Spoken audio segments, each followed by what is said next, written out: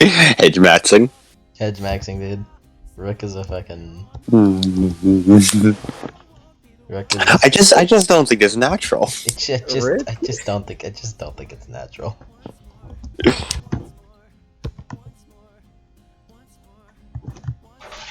Okay.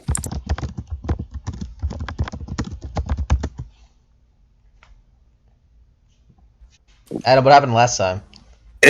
Oh god! I'm not. Threw it on me. Gun to your head. What happened last time?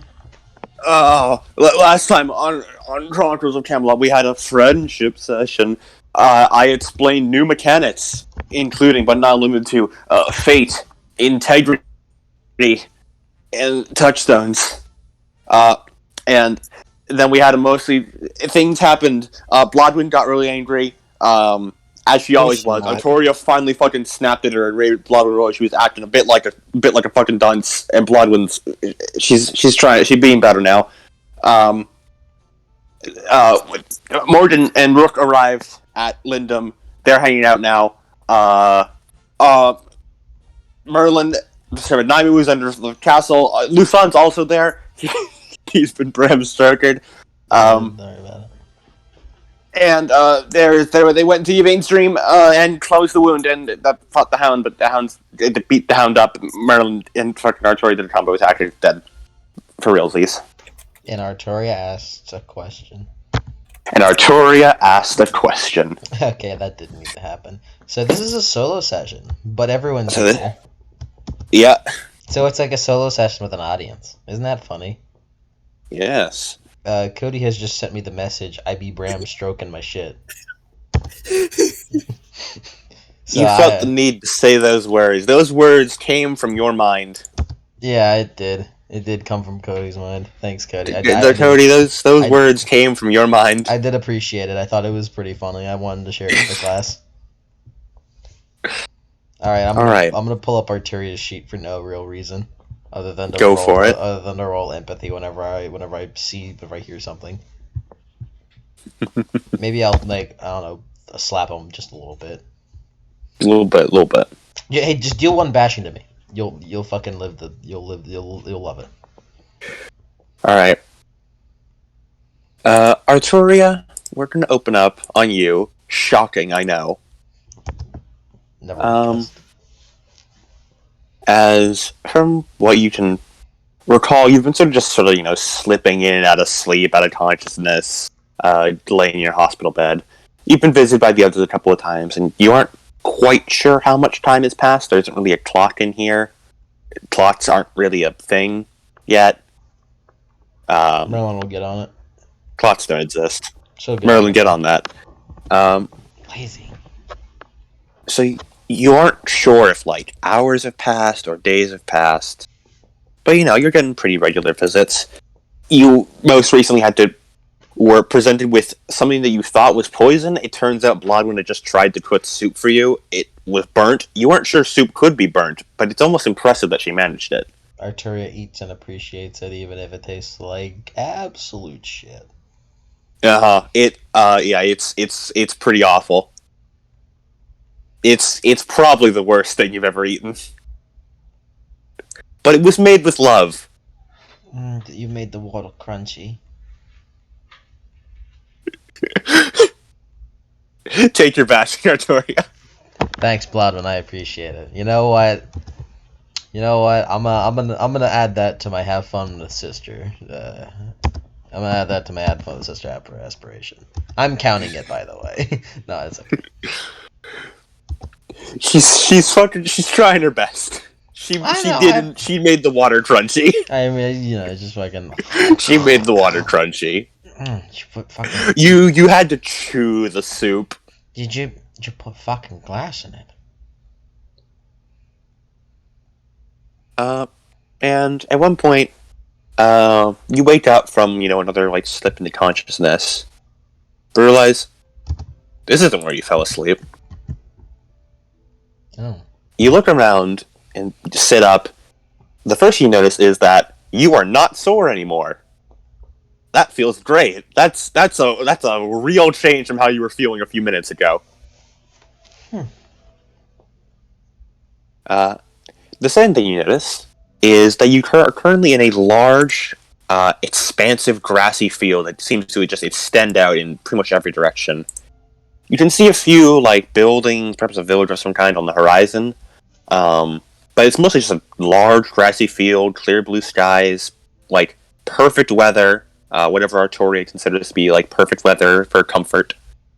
There's some, soft green grass under you. You can feel it with your hands. Oh, hey, you have both your hands. Oh, hey, you're in your dream form. Well, guess I wasn't expecting something akin to this, but I suppose this would be easier. You look around, and eventually you see a massive, giant, like, strong-looking tree towards what you presume is the center of the giant field. Does it look like a yew tree? Yeah, vaguely. Vaguely, yeah. A little bit. Currently, there's a soft breeze blowing in its direction. However, you can sort of notice that the breeze is blowing in its direction from all directions. Almost as though it's, like, guiding you towards it.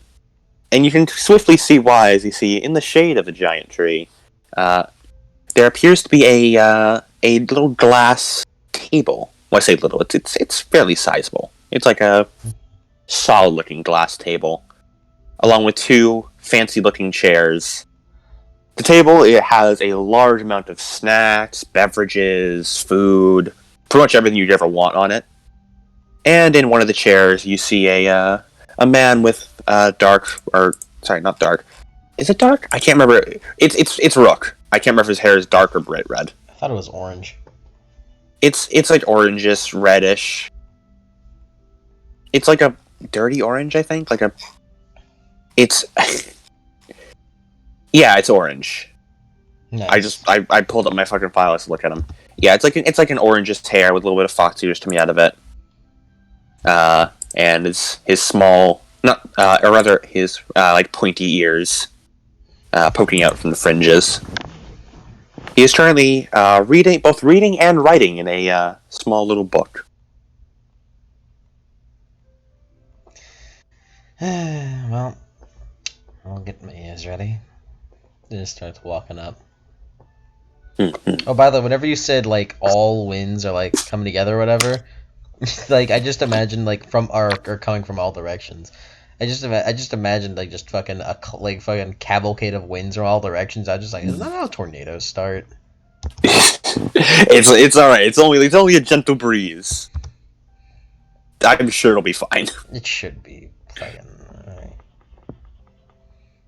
You walk over, the grass feeling very soft around you, the sunlight feeling nice as you head over, and Rook hears you approach and looks up from his book. Ah, hello there, Artoria. I do hope you enjoy the accommodations. Quite serene. Indeed. I figured you'd enjoy someplace a little nicer to talk. I can't imagine it's comfortable lying in bed with all those injuries. No, not particularly. Please, do have a seat. Yeah. Help yourself to any of the food. It won't actually fill your belly, of course, but it'll taste good. What is it? You look down, it's literally whatever Artoria wants it to be. Anytime she thinks of something new, it just appears there.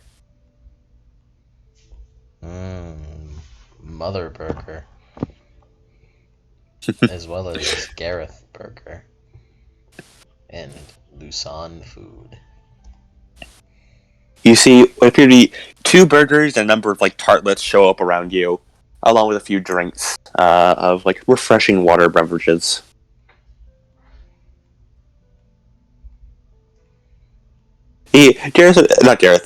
Rook sort of spares a moment to look at like the Gareth burger and the mom burger. Fond of hamburgers, I see. They're my comfort food. Fair enough. I'm personally fond of these little tartlets. He bits one up and takes a small bite of it. The taste is so serene, you know.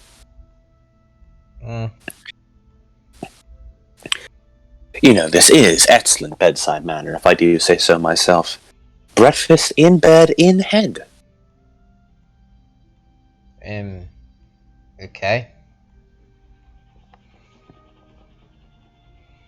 So, how are any other accommodations you wish to attend to? Perhaps a nice other drink, a little walk around town. I mean, I suppose we can all can talk at some point, but I'm just sitting right here. Yes. He sort of like taps his feet a bit, tapping on the table. Artoria?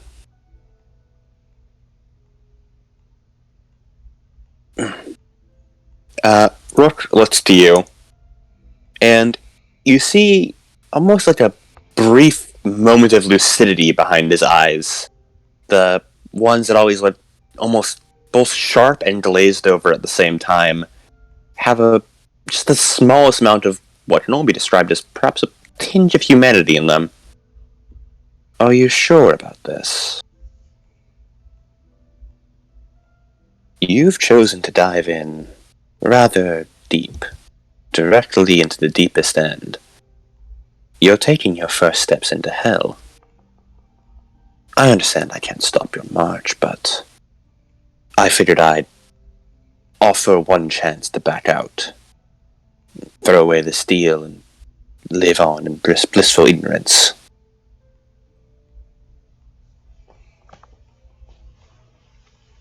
He takes another bite of the hamburger, and then swallows it. Well, what's the point in eyes if I'm gonna be dying with them closed? He gives a small, very sad-looking smile as he slowly pinches the bridge of his nose, rubs at his face a bit, trying to regain his composure, and when he looks back to you, the ever-present, slight smirk glazed over eyes with those sharp glint to them, it seems he's back to the Rook you knew. Besides, what does it matter? Fair enough, I suppose. Truly a woman of impeccable determination you are. Or perhaps it's naivete getting to you. I'm only 16. Bite. Yes, that you are. Rather young for a king, don't you think? She shrugs. I don't have a choice. Yes, I suppose you don't. Well, I suppose I should start by asking what you already know.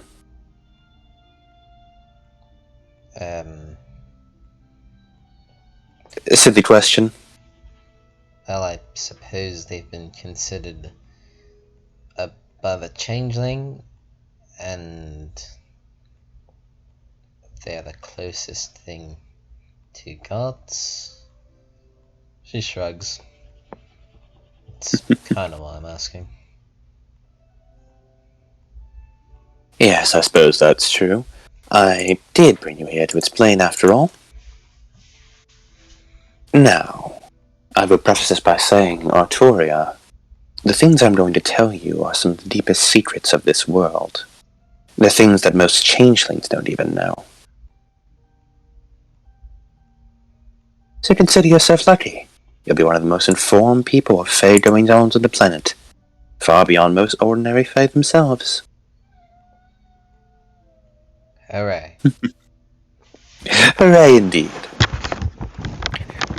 He pours himself a small drink and drinks from it. Refreshing taste. Now then, I suppose I should start with their environment. True Fae come from a place known as Arcadia.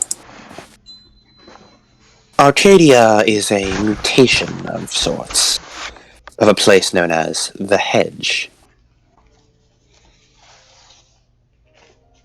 The Hedge is... Thief is another realm, one that runs parallel to your own. Many, I suppose you'd call us supernaturals, refer to this real world, he puts in quotations, as the world of flesh. It's the world of material things where concepts are constant. People are born, grow, die, the things that people consider normal. It's set in stone, not easily changed. Flesh is not easily mutable. In most scenarios. Arcadia and the Hedge, they are different. What we're currently in right now is the Dreaming Roads, a place adjacent to your bastion, I suppose. We call this the Realm of Dreams. Arcadia and the Hedge are collectively the Realm of Desire. It's much less constant than the world of flesh. An ever-changing, ever-mutating place where you look in one direction and something that was once there is gone again. New concepts spring up all the time. The laws of physics are mutable to whoever is currently perceiving them. Oh, don't even get me started on how time works in there. I've heard. Yes. The Hedge is like a no man's land between Arcadia and the world of flesh. However, at the same time, it is a realm of its own. It has its own inhabitants. We refer to them as hobgoblins, or sometimes just goblins. Not little green men, of manner of shapes, creatures, sizes, sometimes even objects. Little fascinating things, I do think. The Hedge is much like a little thorny bramble patch, ever growing, increasing, creeping in on places when it is left unattended to. It sinks its thorns into both worlds, crawling into places left unattended. Abandoned castles, long-forgotten caves, rarely visited alleys, the branches of an unwatered tree. All of those are places the Hedge encroaches, pricking at the skin of those who dare visit.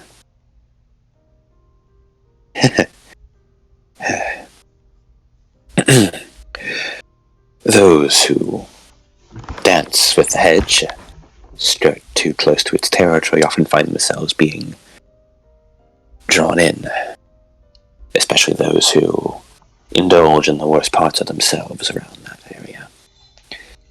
It's not something one realizes. It's almost imperceivable when one first crosses over. The boundaries and lines being hard to differentiate. Corridors become longer and twisted, exits disappear when you turn your back to them.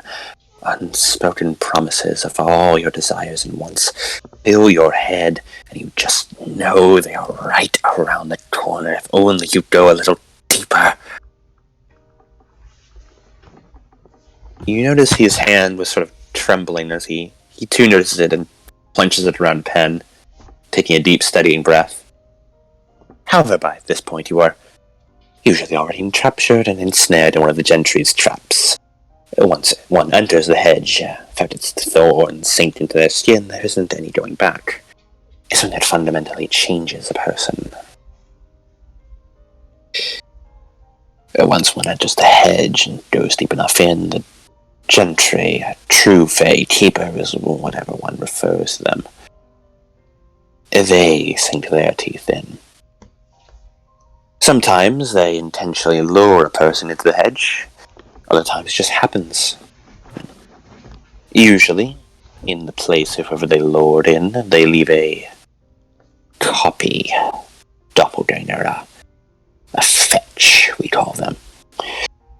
Beings made from a shard of the original soul, implanted in a meshwork of glamour and whatever materials were around. Leaves, dirt, building, brick, grass, all meshed together and sewn up with so much glamour you couldn't even tell it's not a person. Those fetches then lived the lives of their originals, blissfully unaware of their status as a copy.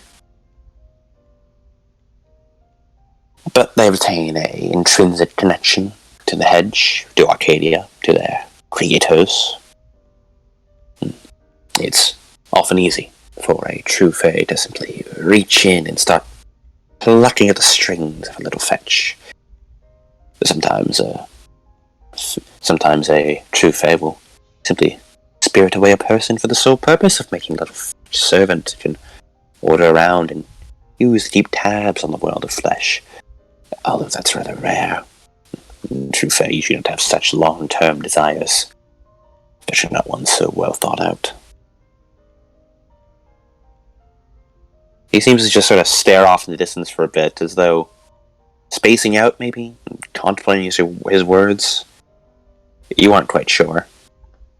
Before she blinks and refocuses in. Yes. Once a person enters into that hedge and fully travels through it to the center, to Arcadia, that is when they're fully ensnared and enraptured. Arcadia is a lone little slice of hell, or heaven, for the true fae. It's a place of their desires made manifest. Well, the hedge is a meshwork, a melting pot of different ideals and ideas and perceptions all melting in on one another, ever-changing, ever-shifting. The Arcadia is something specific. Arcadia is more of a concept than a physical place. There is no one true Arcadia. Every true fae has their own Arcadia. Perhaps I should say every title has their own Arcadia. Arcadia is a little place where every one of their desires are made manifest in an instant. Do you recall your time with the Hound within Yvain's dream? She nods. As you may recall, both Yvain and the Hound were able to shape aspects of the dream. Yvain, with Morgan's help, channeling his powers through her, so to speak. We call those shifts. The ability to alter the world in small or sometimes large ways. Most of what Yvain was doing are we call subtle shifts. Simply making small adjustments to the world. Of course, only these shifts can occur in places of malleable reality. The world of flesh does not accommodate such shifts. Only the world of dreams and the world of desires, the hedge and bastions and dreaming roads, shifts can happen there. Although if one were able to create a true shift within the real world, now that'd be interesting to see, don't you think? I suppose so. These shifts are... How do I put it, something that your human mind can comprehend? Think of it like an imagination. Imposing your will, your imagination, your perception of reality onto reality. Whatever you're currently perceiving as reality or considering reality. I should talk all day about the metaphysical concepts and whether or not reality as a concept truly exists or not, but that's not why you're here. I'm not here to bore you, after all.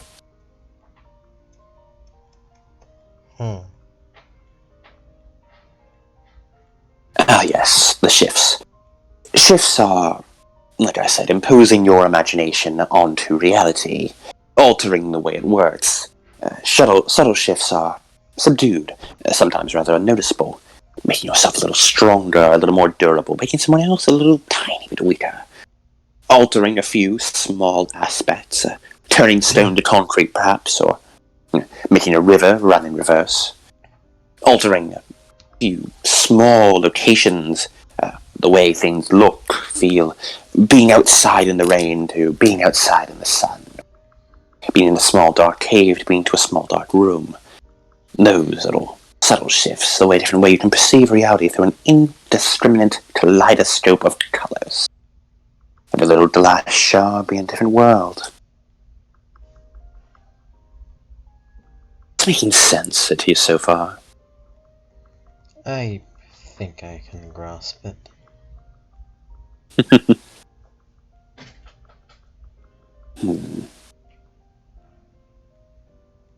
Imagine Merlin. However you perceive her. Your Merlin, and the way someone else, say, that queen, Guinevere, the way she perceives Merlin. Whichever Merlin someone is currently talking to could be shifted out for another Merlin. The same person, the same Merlin, different ways to view her. An infinite kaleidoscope. Every little thing being a different little shift one could make. Subtle shifts can also swap things out, swap places of two things, and create things of small value. Great people. But the real power is from something called paradigm shifts.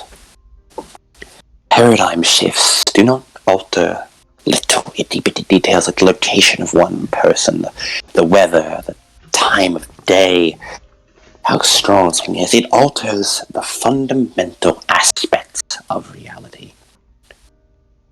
You could someone who has control over a paradigm shift could do things such as claiming that death no longer exists within their perception, that attacks always hit, that there is no such thing as gravity, that from the small, dark, rustic corridor they've been fighting, and suddenly they're in an active, violently exploding volcano.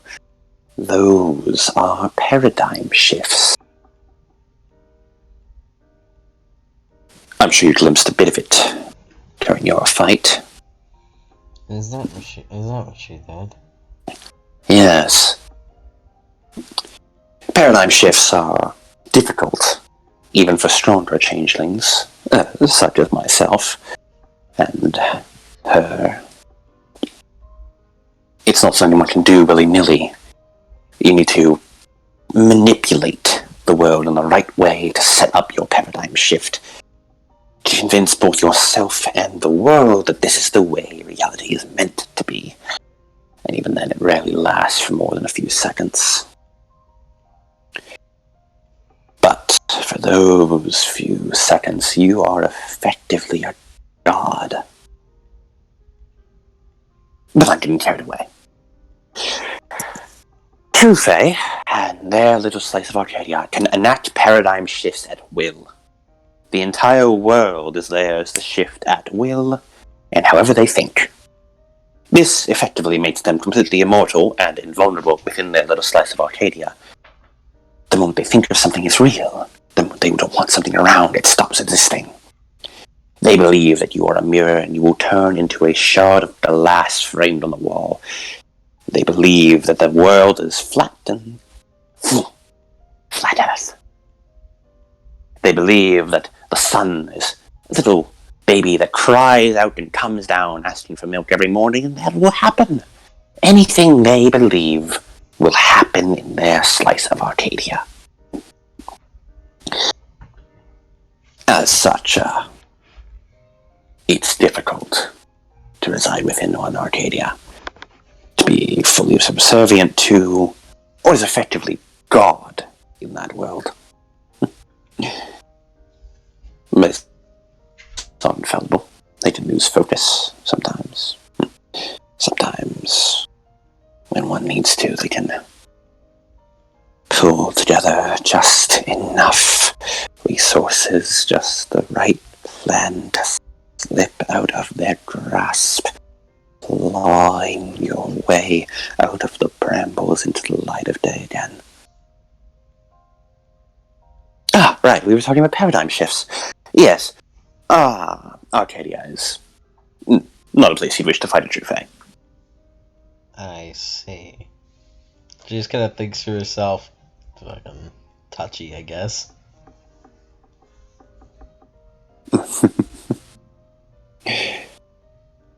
Now, I suppose I should explain. Ah, yes. Some of the powers we have, we changelings. Contracts, we call them. I'm sure you've seen a few contracts here and there. Yes, I think I've become a bit acquainted with them. There are roughly 4 types of contracts. Seals, pledges, oaths, and an all-encompassing contract. Contract itself, it can be broken down into further things. Arcadian contracts, goblin contracts, common and royal, and... But that doesn't concern... Suddenly he grabs his chest and starts, doubles over, grasping at the table. You alright? My apologies. I claimed it didn't concern you, and clearly the word believe that not telling you would have violated the contract we made. Not telling me... You asked to know everything about Trufe. Clearly I'm not meant to withhold anything, then. Yes.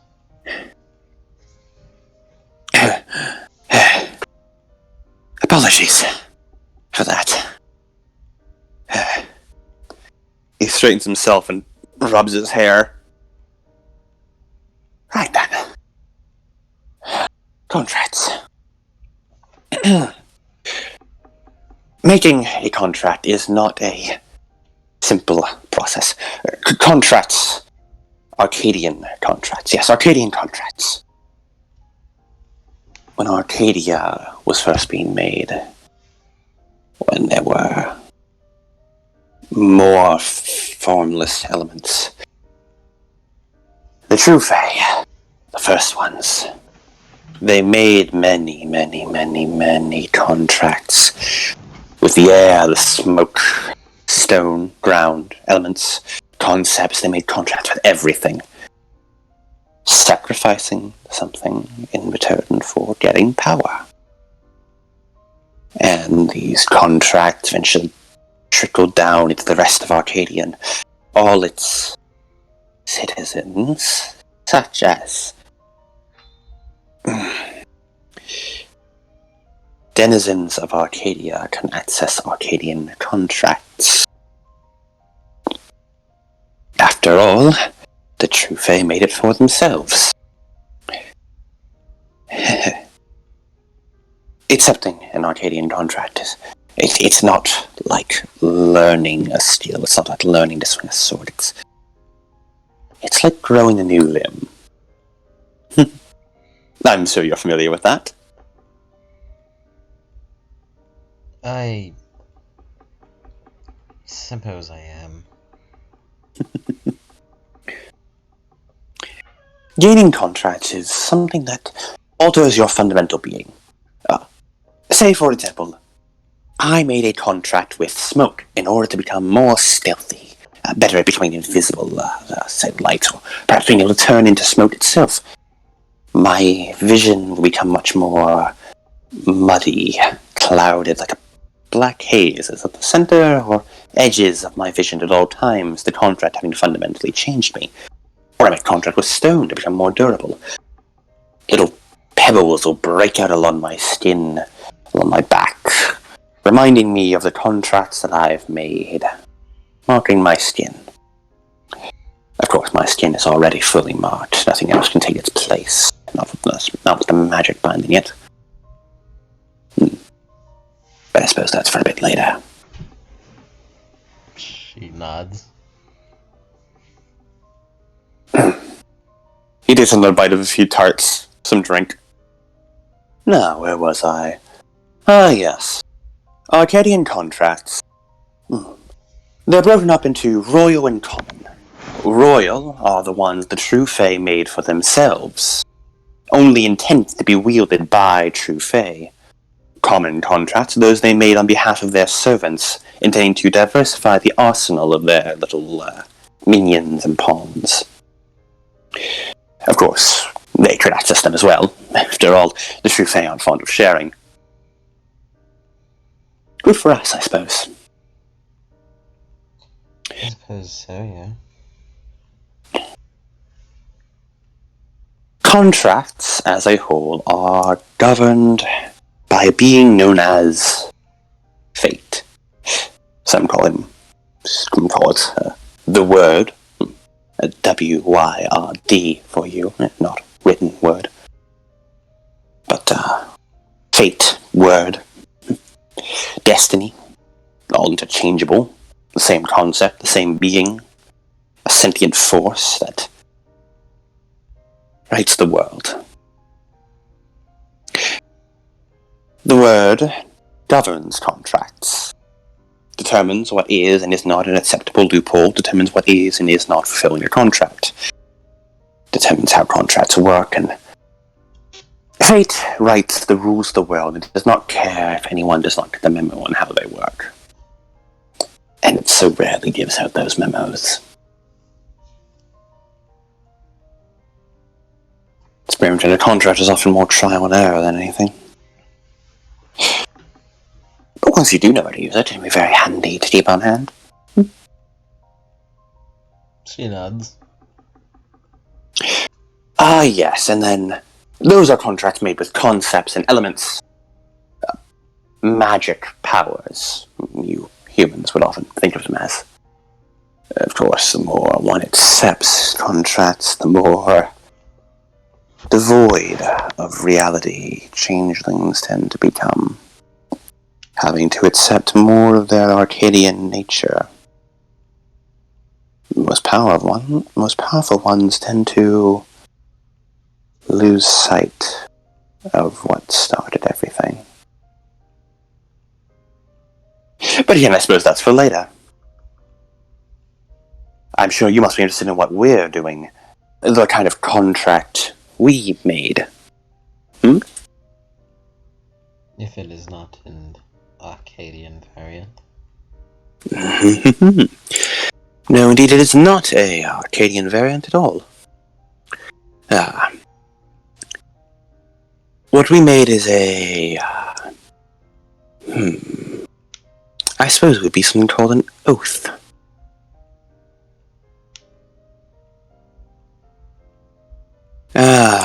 There are seals, oaths. Seals are much more simple. Seals can be done at the snap of a finger. Simply hearing someone make something that even resembles a promise. A changeling of any kind can simply seal it. Spend a little bit of glamour and sealed. Easy as that. Of course, it is the weakest form of contract. It hurts to break, of course, but it wouldn't be a punishment for life if you did. It just has that little prodding at the back of your mind, pushing you forward to make it reality.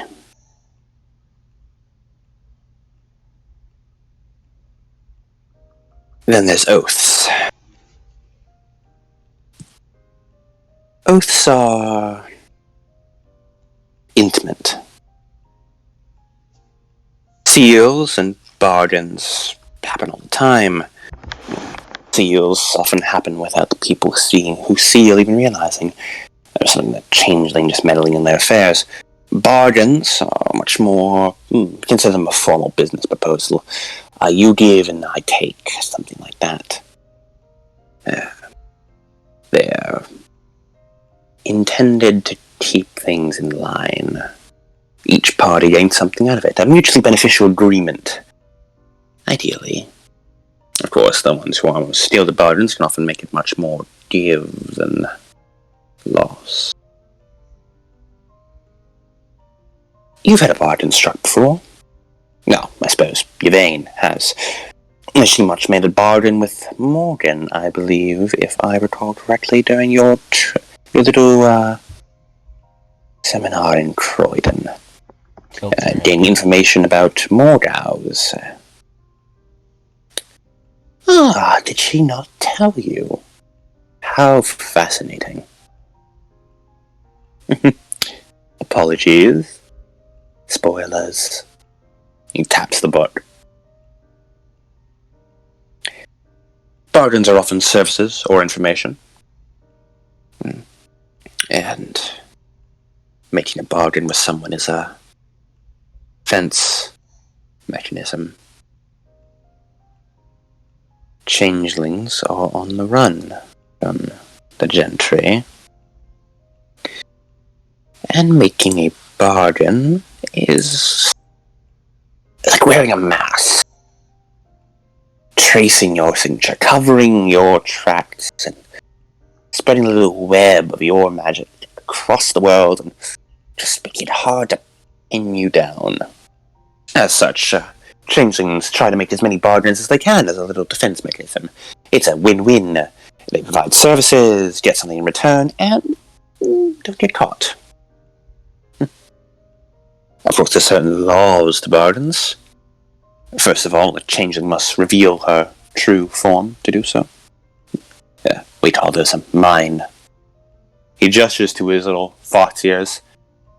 We call, Morgan is a better example than I. I'm not as outwardly warped as he is. I'm sure you recall that little goo form he has. She nods. That's a mask. No. Mine. Yes, that's the word. That's a mine. A true form, perhaps, if you'd hope for what changelings look like under all the glamour and barriers and illusions we set up. Our truest essence after being warped by the true Fae. Of course, most of the time we simply, without even thinking about it really, wear a mask. A little illusion we give up to keep the appearance of being human.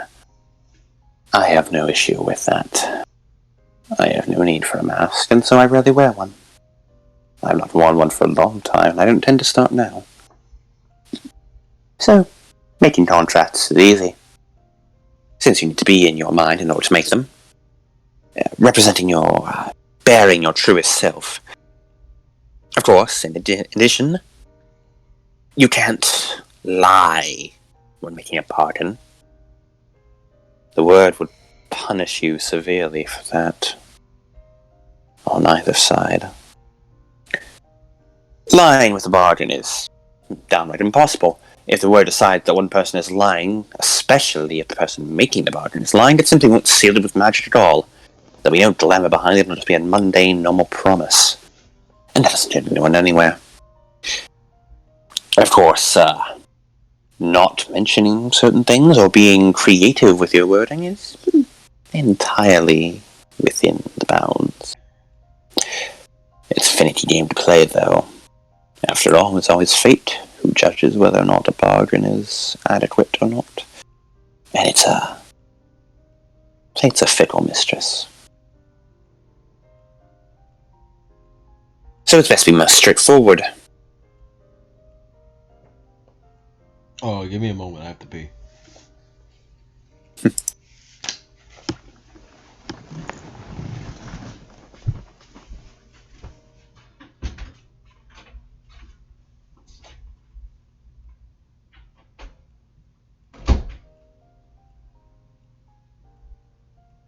Rook, struggling to interact with people. He has no idea how the fuck to talk like a normal human being.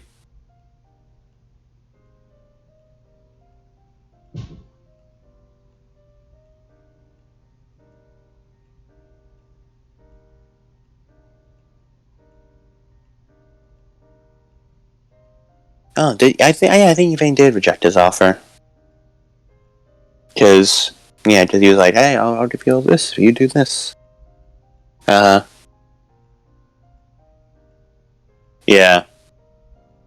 Thankfully, Rook was mostly referring to coming in contact with a bargain.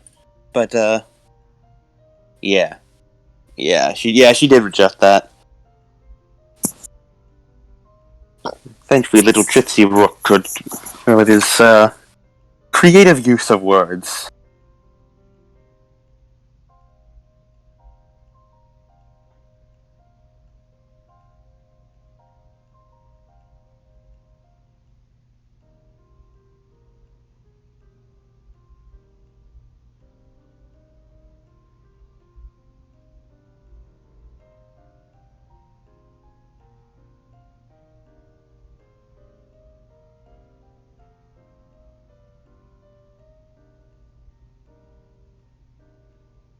Session pause, post concepts.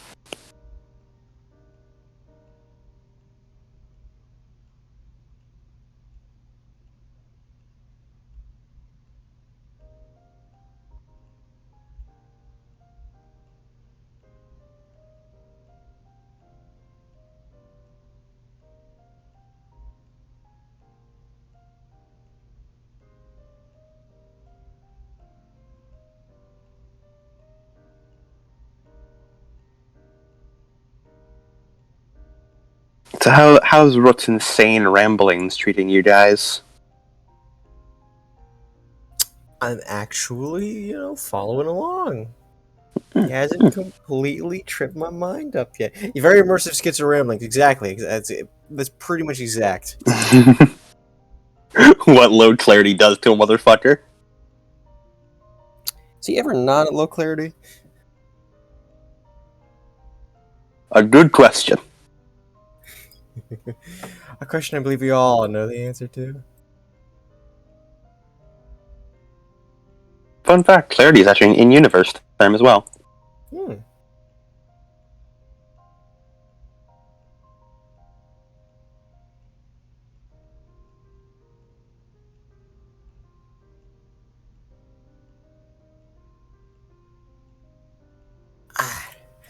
I just realized right now how much I'm straining the shit out of my eyes.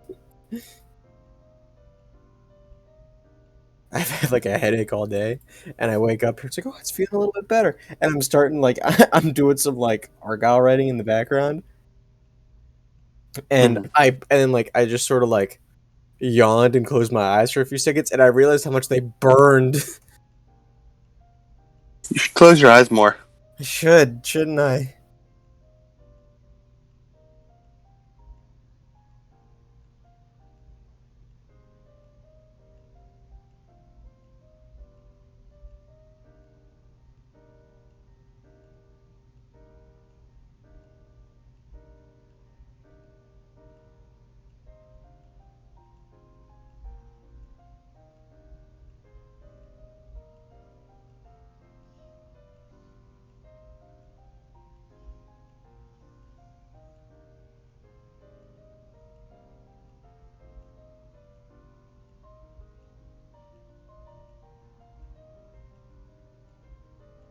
Rook just docks every contract the party's ever made.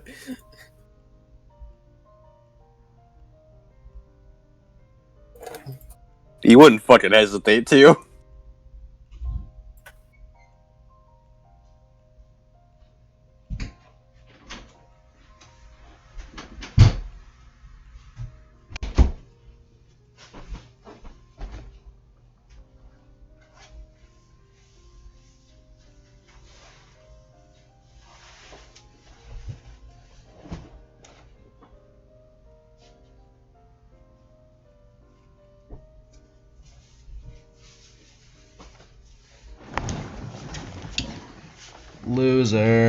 Loser.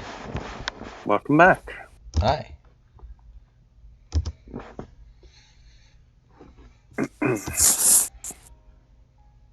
I do hope you're following so far. I believe I am. Wonderful, wonderful. Bargains, they have a few idiosyncrasies to them. Bargains, oh yes, a contract as a whole can only be made by changelings. And true fae. Yes, and true fae. Bargains can only be made with non-fae recipients. Two Fae can't make a bargain together. Only with outsiders, should be. It doesn't have to be a human, although it usually is. Sometimes when you interact with some of the other weird things in the world, bargains can get a little messy. The word gets a little tangled up when too many wires are crossed at once. But it's possible.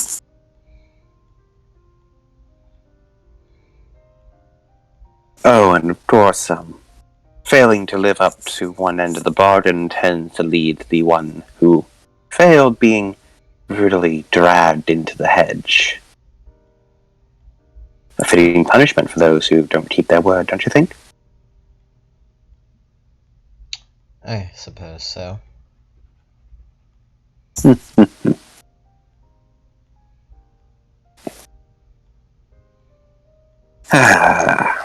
Don't worry, seals don't have that level of consequence. It isn't pleasant, though. Often hurts. Physically, literally, could even kill if bad enough, but nothing is as bad as being dragged into the hedge. I consider death a mercy in that scenario.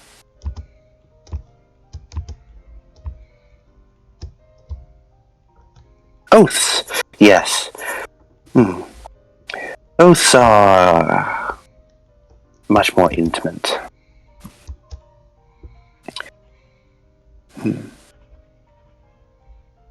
Oaths are something, again, that only changelings can do. And true Fae. They're a two-way street, much like bargains, but bargains are not as... when one swears an oath, it's a permanent thing. Oaths are used for a number of things. Often oaths are sworn between changelings as a sign of trust. For example, I'm a leader of what we call a freehold. Everyone who joins the freehold swears an oath to always be loyal to it forevermore. Things such as that. When one swears an oath, they are bound together permanently. Nothing can break the oath, ever. Instead, someone merely changed the parameters of the oath, rather than erasing it. For example, say a group of changelings, a motley, we call them, swear an oath to always be there for one another, and eventually one parts ways. When they made that oath, they swore to always be together. They made a contract with the word itself. It is imprinted on their very soul. No matter how much one lights, fate will always guide them back to one another, albeit on much more, less than agreeable terms, more than likely. There's any number of oaths. Oaths for friendship, oaths for love, oaths for...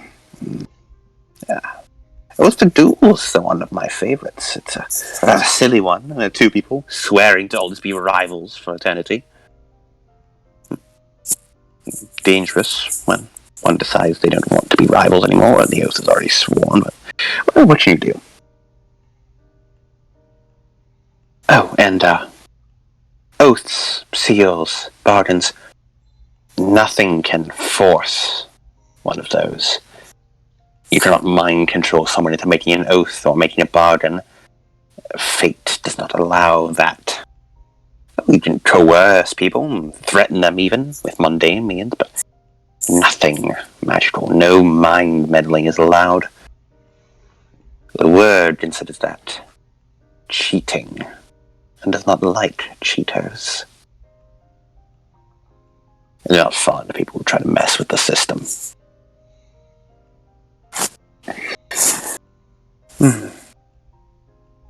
Oaths often give bonuses, benefits, no like, can make you stronger, more reliable, kinder even, in some scenarios, if you bond your soul to another person, but I'm getting off track.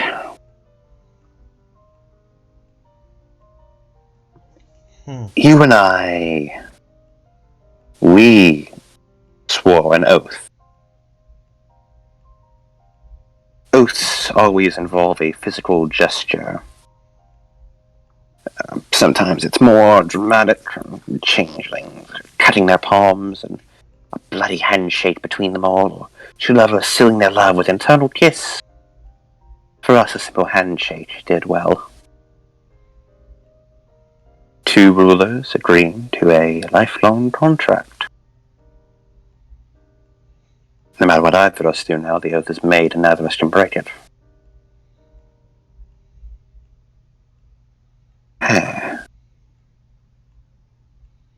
But I suppose that's on us now, isn't it? She was a tiny nod.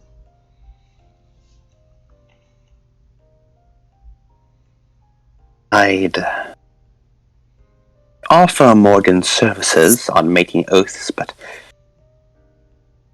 unfortunately, oaths cannot be made between people by a changeling. A changeling must be involved in the oath in some form. Oh, but there's so much one can do with those. Oaths of protection. One could be able to take the damage of another. Or transfer damage. Give each other determination to fight back. I suppose theoretically you and I could perform something like that, but I can't imagine either of us would enjoy that. And I have a strict non-interference clause.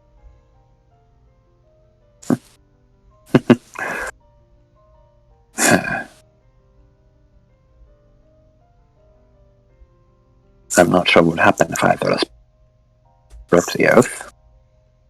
If I had to suspect, it'd probably be some form of punishment. Well, of course, punishment, but long-lasting one. Ones I've seen in the past are more emotional rather than physical.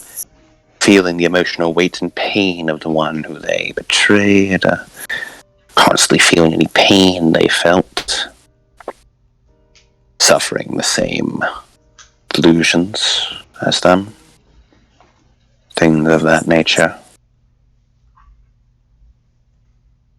Once again, you see that sort of mask just completely slip away, dull eyes losing their sharp glint and just sort of staring vacantly for a bit.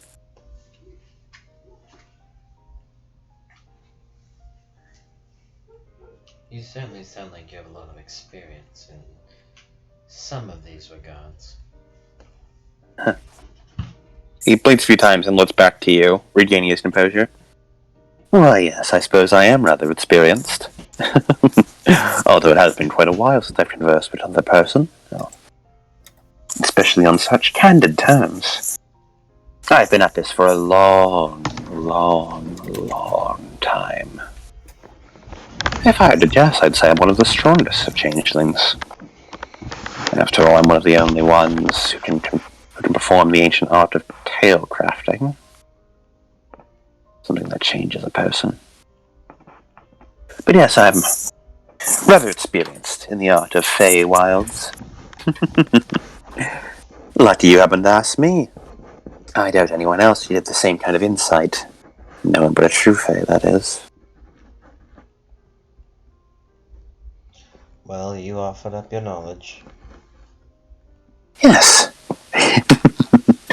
It is rather liberating, almost, to be speaking about all this. I'm so used to holding all my cards close to my chest, and to be perfectly candid, I simply wish to keep doing so after we're done here. This is far too much sharing for my usual like. Well, if you want your story to go the way you want it. That I do. And I have the utmost respect for you. You too have your own story that you wish to go the way you want, don't you? Of course. Who doesn't? Indeed. You may not believe me when I say this, but beyond the contract, I genuinely have not ever lied to you. Even beyond this little chat here. And when I say our interests may be more aligned than you believe, I'm telling the truth. I believe on some level, ideological perhaps, we wish for the same outcome. Of course, I can't imagine the specifics of either of us are too compatible.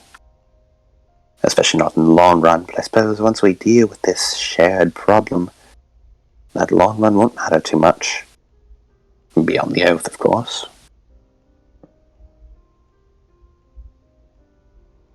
I despise the true Fae just as much, if not far, far more than you do.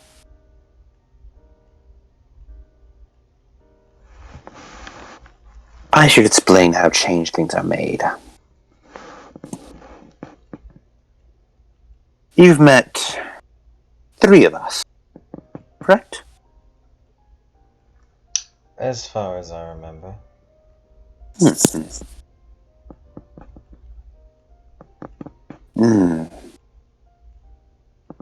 Perhaps 4. I'm not sure how Lake Guardian is. I have not seen them in a while. Tilts her head.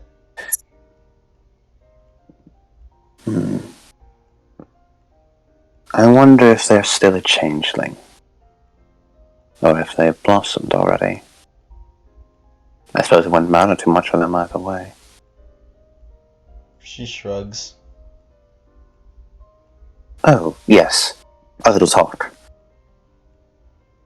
Changelings, as I'm sure you can gather, once upon a time, in a time far, far past, we were once human. Much like you. And then we found the hedge. For one reason or another, we were lured in, dragged in. Something brought us there.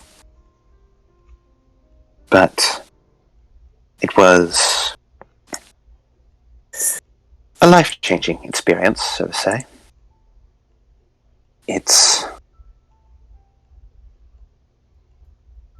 fundamentally life-changing. The hedge alters us, makes us something more and less than human. Stronger, far stronger in every retrospect. But an oh so tenuous grasp on what humans consider reality. We're going to go what we call a durance.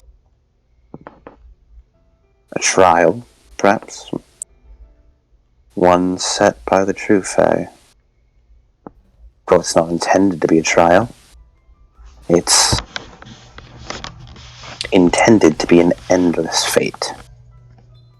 Wherever they want us, they keep us.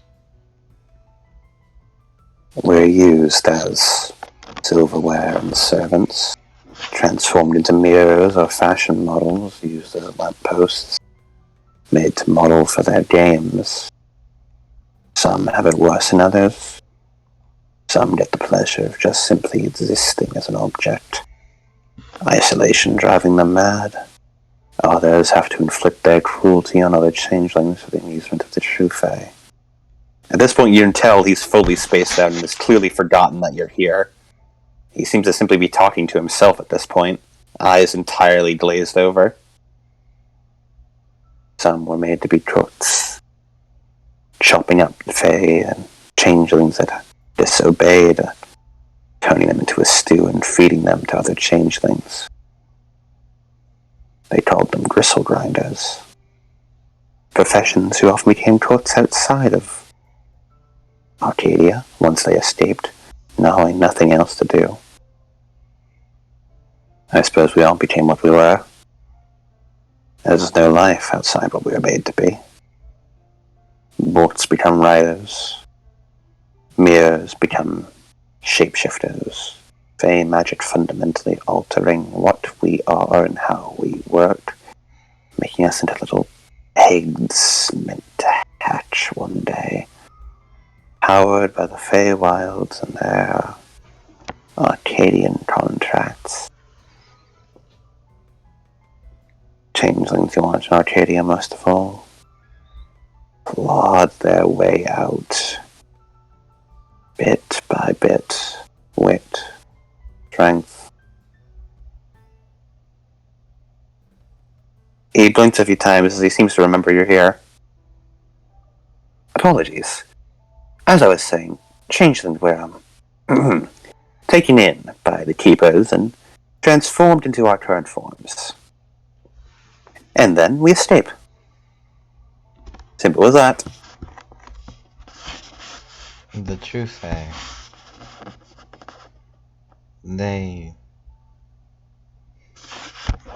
I feel at least, they sound a lot more human than they admit.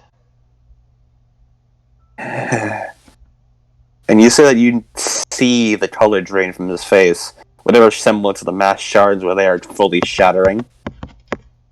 Oh, they are. Oh, so human. And yet so utterly inhuman at the same time.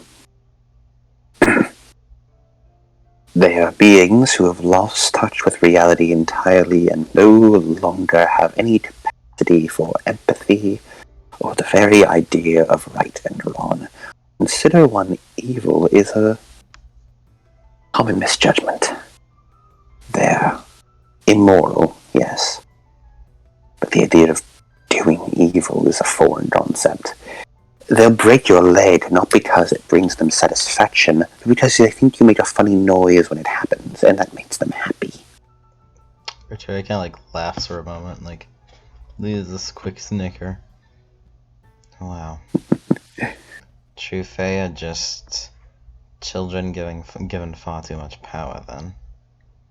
Exactly. That is exactly what they are. True Fae are the changelings who fully lost touch with reality. When they grow strong enough, like myself, and fully lose their grasp on the world, changelings blossom into a new true Fae, fully disconnected from reality and the ideas of empathy. That's a little secret nobody knows. Nobody but you and I know, and the true Fae themselves. I see. He looks at you with an almost broken desperation. He almost looks like he's pleading for what you can't possibly imagine.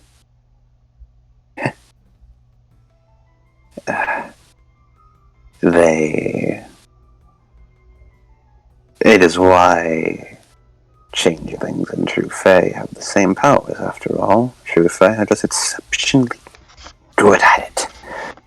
Contracts, sealing bargains, Arcadian contracts, it's all the same.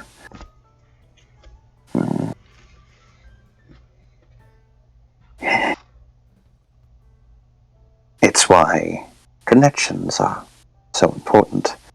To keep one grounded, prevent them from becoming that.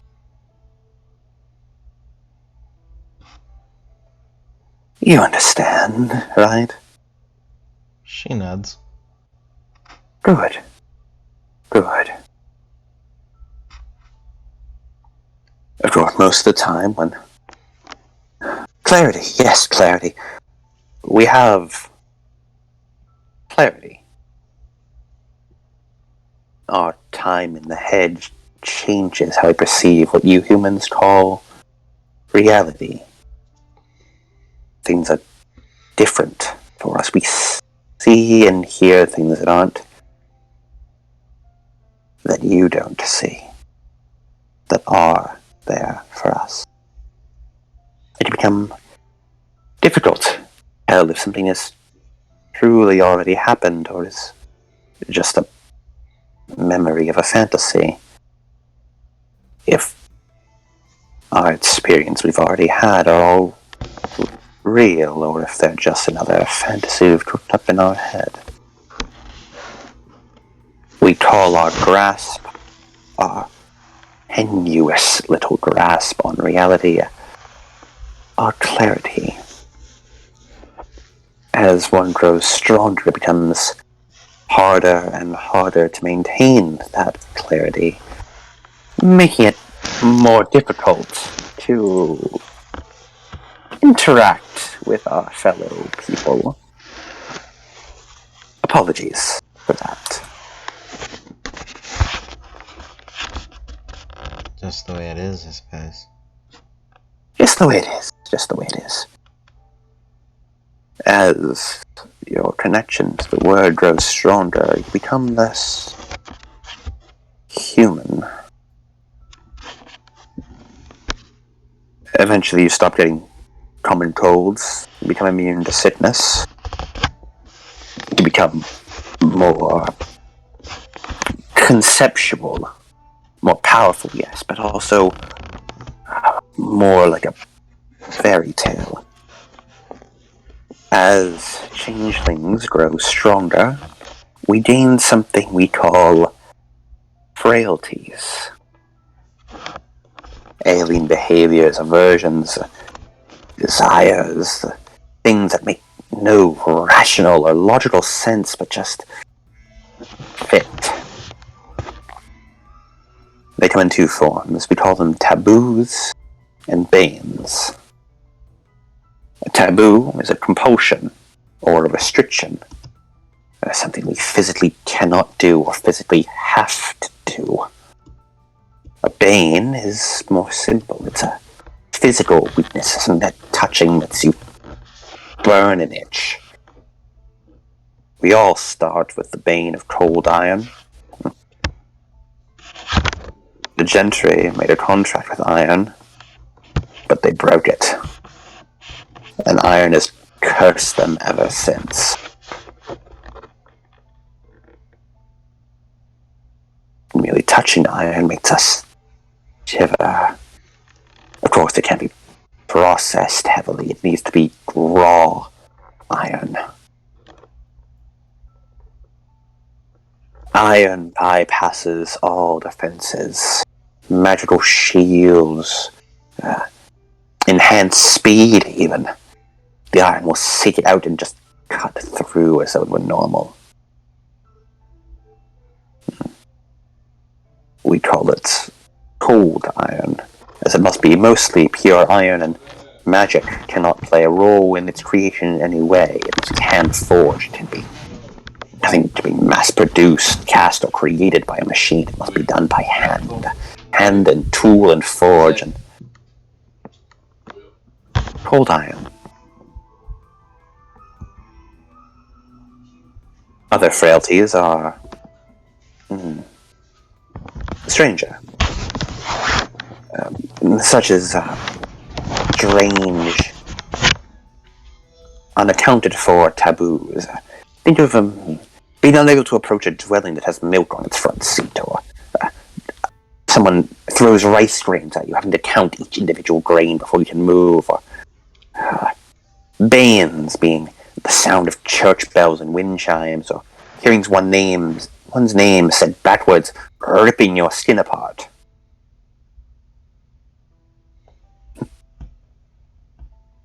And then, as you get stronger, it gets worse. Taboos become something that compulsions that are difficult to avoid and affect your daily life, fundamentally changing it. And Bane become common substances and situations that you encounter every day, which prove very fatal if interacted with. Such as the inability to go outside while the moon is in the sky, or being forced to walk backwards or hop at all times, or the sound of child's laughter causing your brain to melt. Those are the major taboos and banes that affect the most powerful of changelings.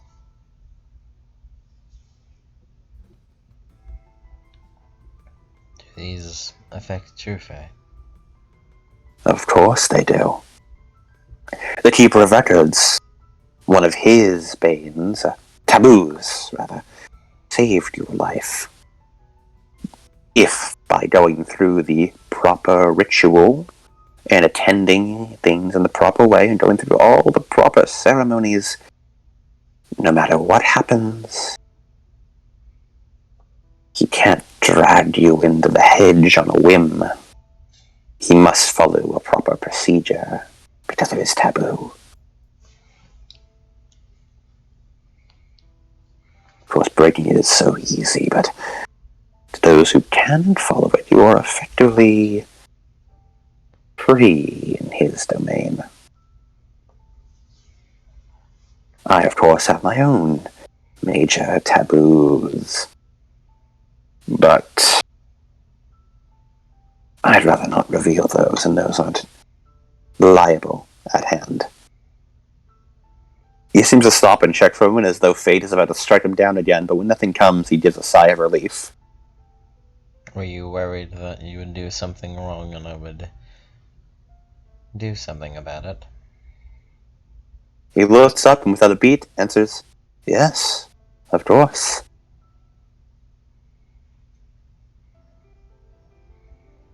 Besides, information isn't power. The more information I keep to myself, the stronger I am. The more it spreads, and I am sure it will spread, the weaker I become. I'm already playing all my cards on the table, risking the very fate of my kind in your hands in order to play this gambit to its conclusion. You understand the information I'm telling you could destroy every last changeling, right? The mere knowledge of True Fae and their origins would demoralize everything so hard. Clarity would spiral. The ability of you understanding how contracts work and loopholes, understanding pledges, oaths, and bargains, could destabilize everything we have built. I'm placing the fate of my entire kind in the palm of your hand.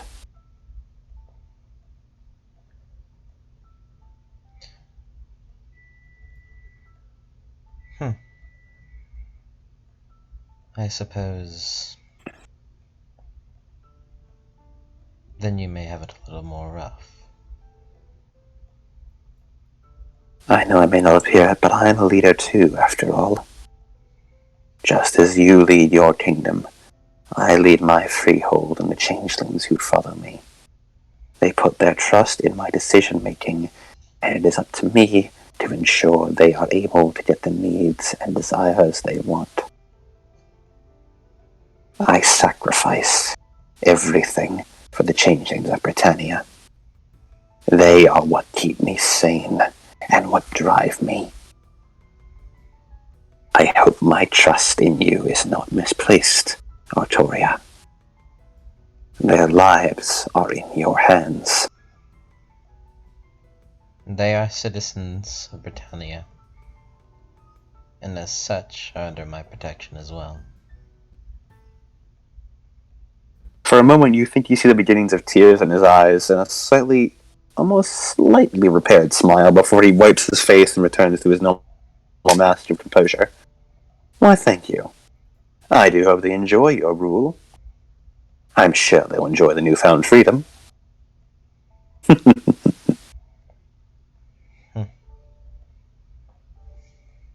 There are two more things we changelings can do. Little rarities, but things that may come up in your upcoming trials. After all, I'm sure you're becoming double O's a number of our kind. We call it Bedlam and Portaling. Oh, and harvesting and reaping as well. Let's start with Bedlam, shall we? As I said, the hedge is the place of desire, built upon emotion and raw need. It is intense in every symptom of the word. And we changelings are shaped by that place. We too are creatures of emotion, desire, and impulsiveness. And in emotional situations, we can draw upon our own strong passions to unleash that emotion. We spend a little of our glamour, warp the area around us, and outpour emotion into the world. We call this inciting bedlam.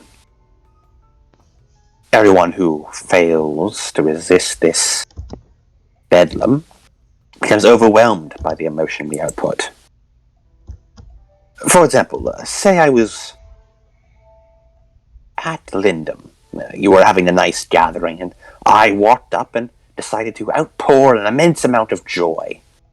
Everyone who couldn't get their head on straight would suddenly feel themselves elated, although they were flying, tasting the finest wine and eating the finest foods. A party would erupt, completely uninhibited, raw, unadulterated joy.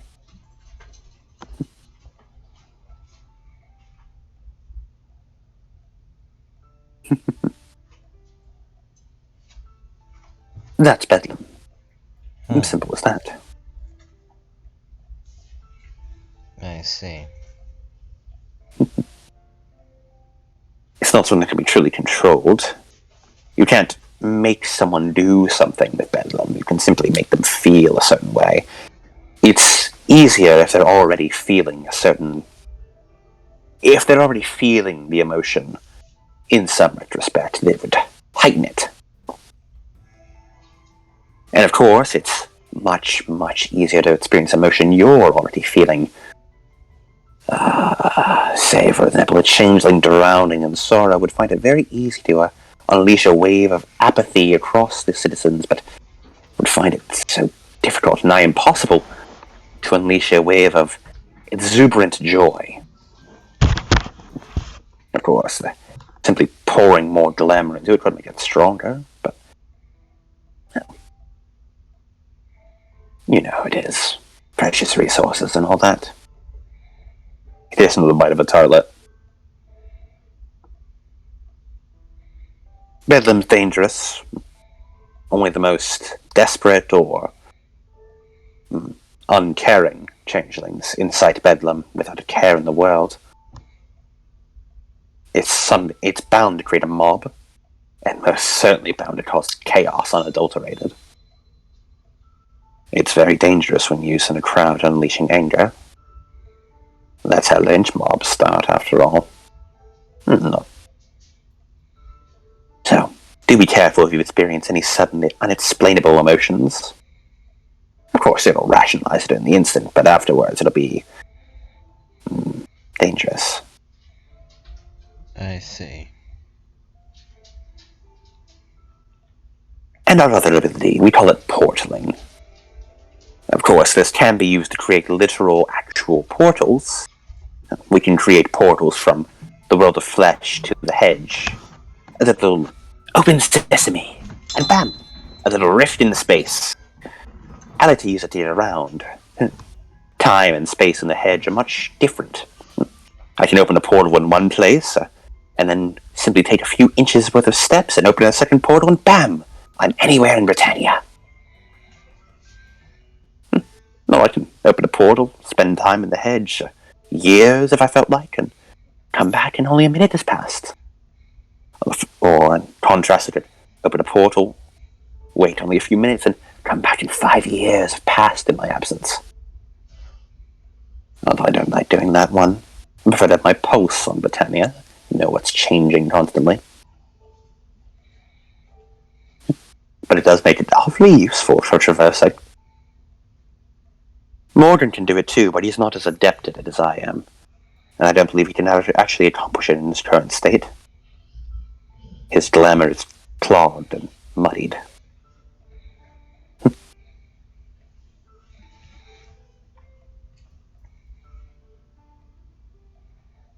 Our other aspect of portaling is more mundane. Our very essence is that of one of escape. We escaped from Arcadia and our endurance and entered into the world of flesh. We are unable to to be bound or held. Any kind of boundary cannot stop us. We simply unleash a little glamour and we slip right through the cracks. Nobody can hold us in place. No restraints can bind us. It's physically impossible. If the restraints are supernatural in nature, such as that rope, it can be a little harder, but even that isn't impossible. She tilts her head at rope. Oh, don't worry about that. You'll find it eventually. And that doesn't relate to the true Fae, so I'm under no contractual oath to explain it to you. But, say for example, you or Yvain were to simply grab Morden in a headlock. Or me. It wouldn't even be an issue to escape from that. Same as though we were locked up in a cell or put in little handcuffs. Artoria, you don't know what handcuffs are? Yeah, that's weird. You mean manacles? We would just slip right out. I also phasing through material. By the way, I also don't know what the fuck concrete is. Yeah, you have no idea. You have no idea what the fuck he means when he says concrete. But you know, he's fucking no. Yeah, it's probably similar to stone. Yeah, these 31 steps they haven't even been invented yet. Yeah, sure, okay, man. I'm just gonna fucking do this and just run with it. Yeah, I'll just run with it.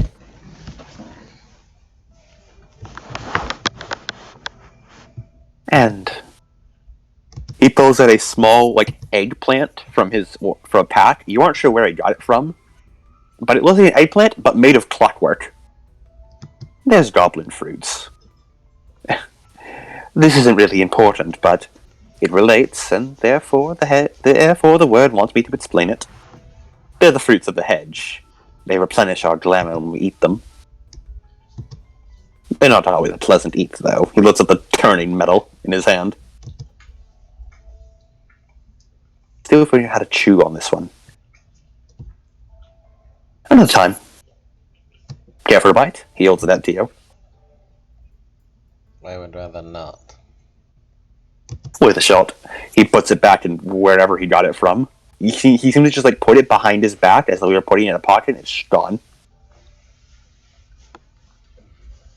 I don't really want to test such a thing as a normal person. Yes, that is a good call. Limiting your exposure to the hedge as much as possible is good to avoid it changing you. We wouldn't want you becoming a changeling now, would you? No, I'd like to stay human. I'd very much like for you to stay human as well. That's very much the basics of us. Changelings, true fae, whatever you wish to call us. Oh yes, glamour, right. Both us, changelings, true fae, not that there's much of a difference anymore. We need glamour to survive, like a hunger. Much like humans need food. Although we still need food as well. We can't survive on naught but glamour. It is raw emotion, and things that give shape to dreams and nightmares, and transformations and illusions. If we run out of glamour, we start to starve. It's unpleasant. Thankfully, acquiring glamour is relatively easy. We simply go into the hedge and enjoy some goblin fruit. Eat just as humans would. Or, if we experience a particularly strong emotion from nearby, we can harvest it. Don't worry, it's a scary word, but it's a harmless process. Say, for example, your little fight with your sister. Her raw anger exuding out was enough for 3 people. Simply scraping a little off the top refills the emotional depths of the soul and refills our glamour. It doesn't change anything about the person and it has no lasting effects. Entirely harmless, I assure you.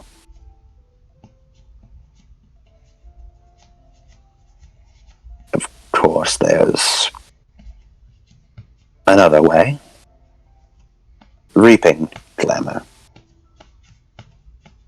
Harvesting isn't always possible. Sometimes people aren't feeling the particular dangerous and large-scale expressive emotions, and sometimes it's hard to go into the head without getting caught. Particularly desperate changelings resort to reaping. Harvesting is scraping a little emotion off the top and keeping it for yourself.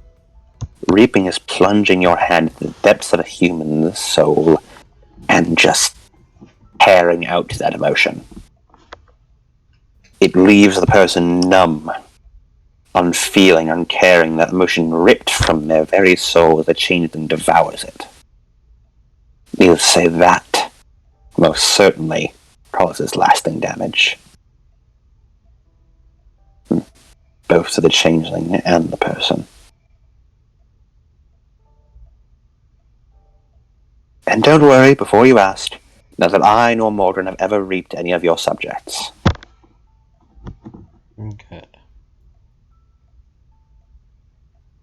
Although I would admit I've certainly been harvesting much from that little anger pool you have as a sister. It's almost a shame you made her calm down. She doesn't understand a meal anymore. I wouldn't say as such.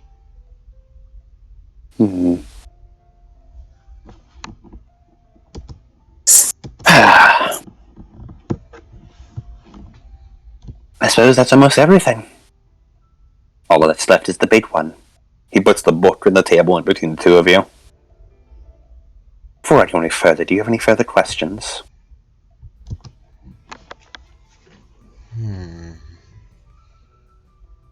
Let me think. I am, of course, obligated to be truthful to all of them. Let me think.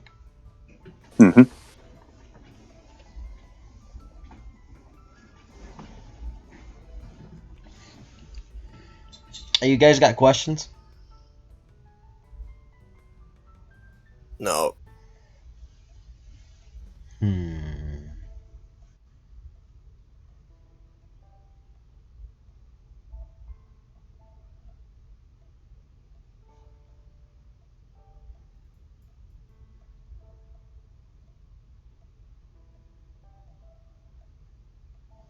Ask if I can ask again later when I need it.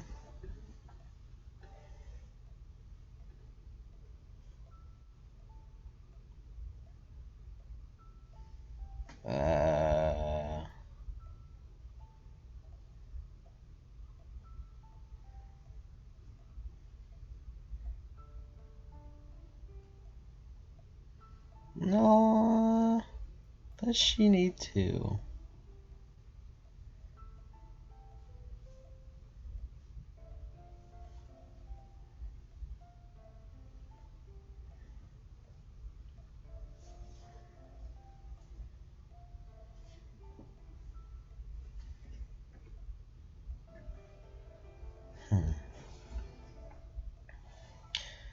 Will I be able to contact you in any way, just in case I may need a refresher plus on certain things? Our oath has bound us together for life. Whether we like it or not, we can both contact each other all the time. Not intrinsically, but fate will know if we need each other, and it will guide us together. I see. So to answer your question, yes, you may. Though do remember I'm not obligated to answer any question not directly related to changelings or true fae. Yes.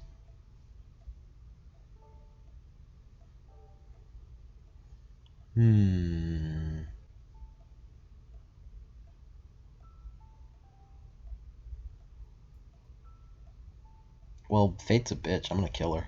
I'm gonna kill her like all the rest. So. And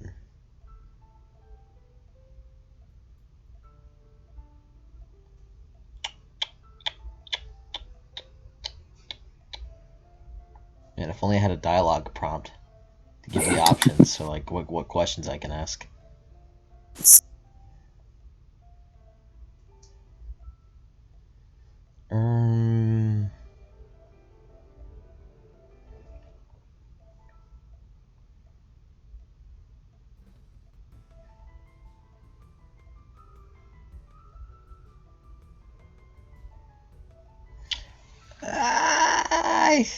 I guess that's it. I don't have questions.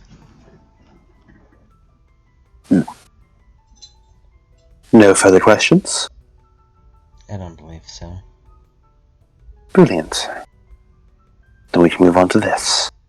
He runs his fingers along the book, and you get a better look at it now, reading the words Le Mort d'Arthur. I don't know that language nor that name. Nope. This is a book. Stunning.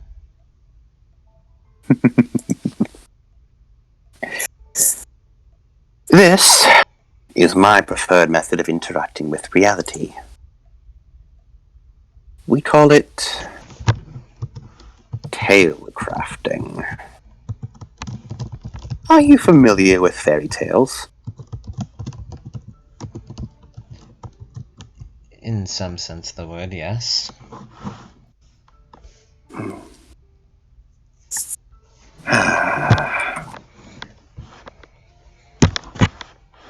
I've never spoken to a human about this before. It's so metaphysical. How do I explain this? The best you can. I'll try my best.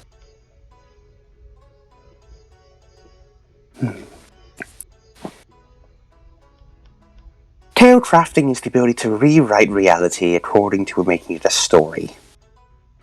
Simple as that. Undeniably strong, but rather nuanced as well. As far as my knowledge goes, there are only 2 tale crafters in all of Britannia. Myself, and the Keeper of Records. The Keeper of Records was the original one, and let's just say I learned everything I could from him.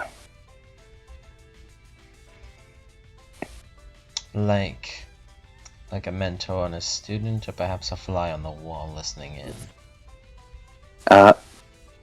You see he undoes the buttons of his shirt as he drapes it off his shoulders, and you see scarred into his flesh, written all over his body, are words and words and words just carved into him.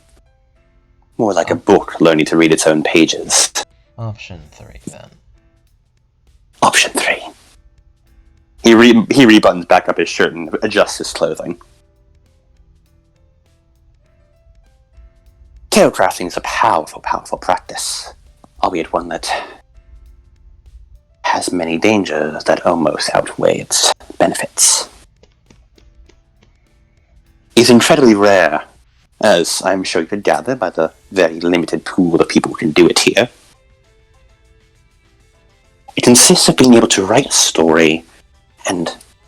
well, I suppose that's a misnomer, isn't it?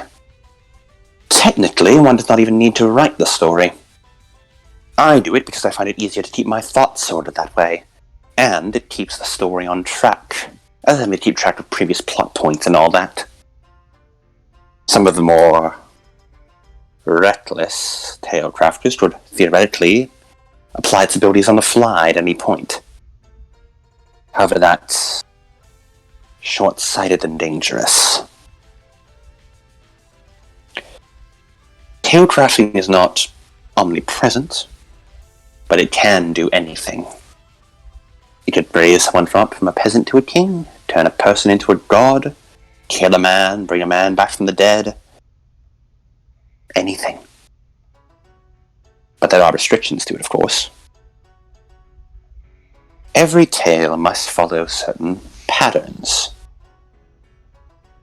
These patterns are different depending on what you're trying to write.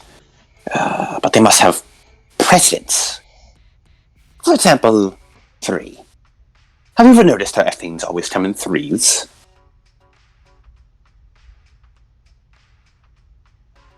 Three is just a common number, shows up all the time in all stories. 3 old sages, 3 wise witches, Goldilocks and the 3 bears.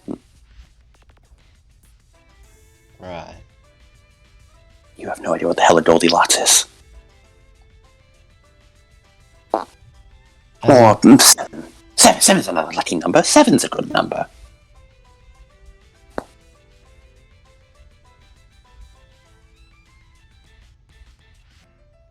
Do you have any questions, Artoria?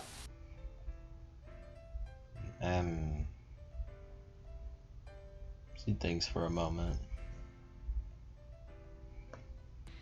So, tailcrafting can just will anything into existence. Correct. It can. Can shape the very fabric of reality. Of course, one needs to do it well. You mentioned how it had far more downsides than upwards. Fate is a fickle mistress. It, they, whatever you want to refer to it as, it enjoys playtime.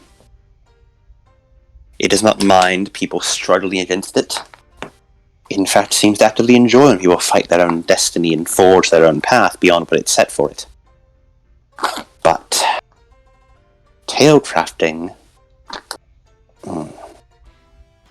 Imagine you're in carriage. Fighting your fate and your destiny is like giving directions and saying, I want to go here, or let me off at the next stop.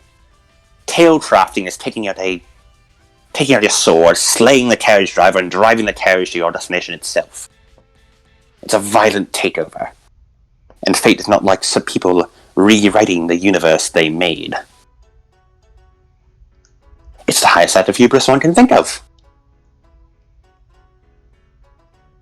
As such, any tale that is crafted with tailcrafting has downsides. Fate worms their fingers into every nook and cranny and tries to break it apart at the seams, making drawbacks. I think the most obvious example is resurrection. Say, for example, you were to die, and I wrote you back to life. Fate would rub in their grubby little fingers and write you back and say, oh yes, Artoria revives, but she revives a mindless zombie, or she revives a vampire thirsting for the blood of her citizens. Things that make the original tale, or the point of the tale crafting, hurt in a way that backfires immensely.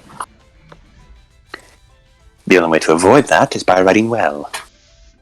The better you are at writing, the harder it is for fate to intervene. There are two main methods to tale crafting. I refer to them as the hands-on approach and the hands-off approach. The hands-off approach results in a stronger tale that is much harder for fate to break. Hands-on approach is much easier to make, but is much more flexible, but it's much more fragile as well. See, I mentioned patterns before. Say, for example, I wanted to make someone who was a wise old mentor for you. I could not do that unless then a wise old mentor already existed. However, with the hands-on approach, I could make one out of glamour. I could write them into existence. They would pop in as though they always existed. And then I could simply write them. And the pattern would be forced into making. It'd be easy, simple. I wouldn't even have to think about it. With the hands-off approach, they would have to already exist, already have records, already have reasoning for their capabilities. Mundane manipulation would need to be done to bring them into the right place and right time, and then tale crafting could occur. When it is set up with mundane means, the tale runs out stronger, has more depth to it, more power behind it, and has much more staying potential. But is much harder to craft, requires far, far more planning.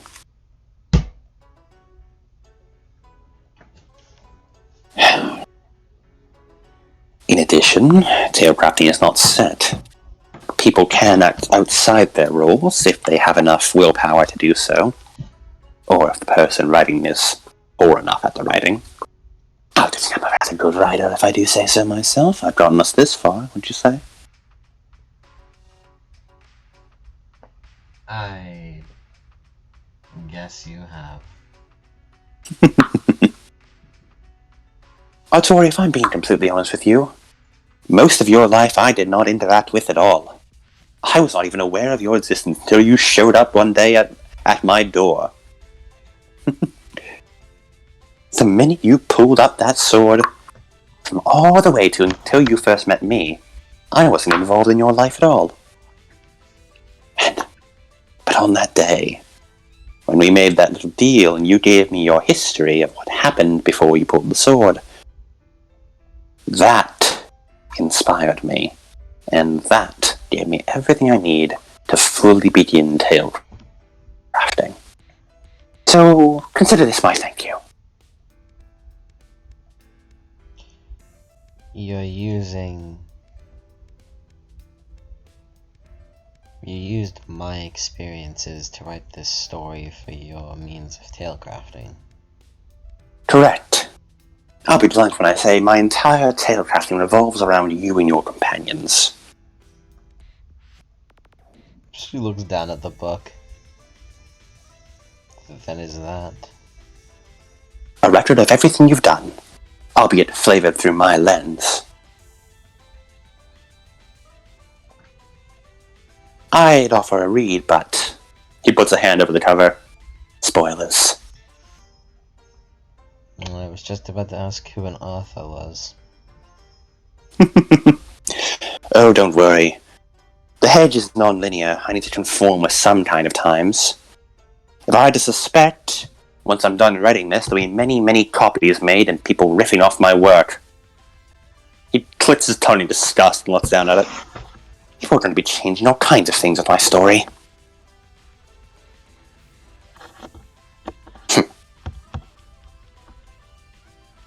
Oh well, not much I can do about that as long as it goes through in the first place.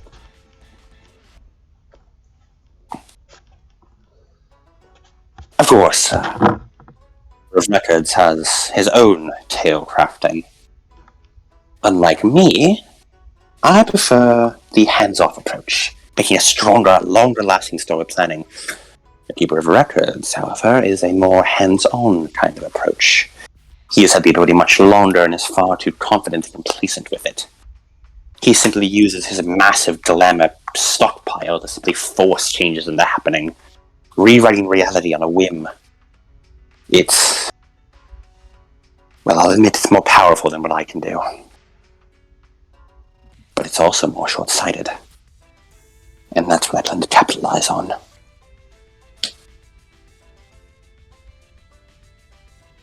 Tale crafting can also interfere with one another if, for one reason or another, two tale crafters manage to wind up in conflict. We can mess with each other's stories, writing in twists of fate, plot twists into each other's works.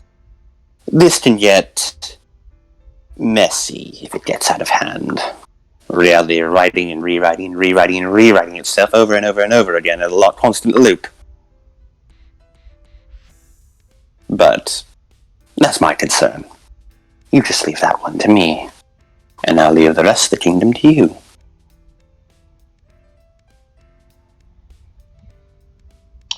I suppose it ends up my concern, considering tale crafting at hand seems to be localized around my friends.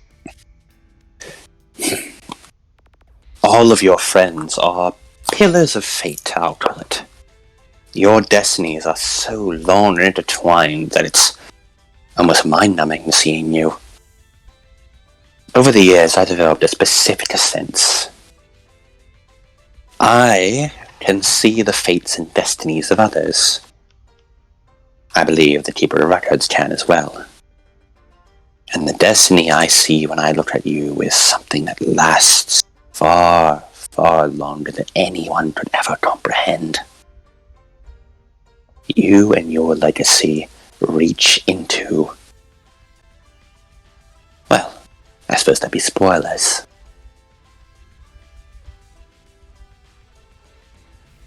But trust me when I say people will be remembering your name long after you're dead and long after this kingdom is gone.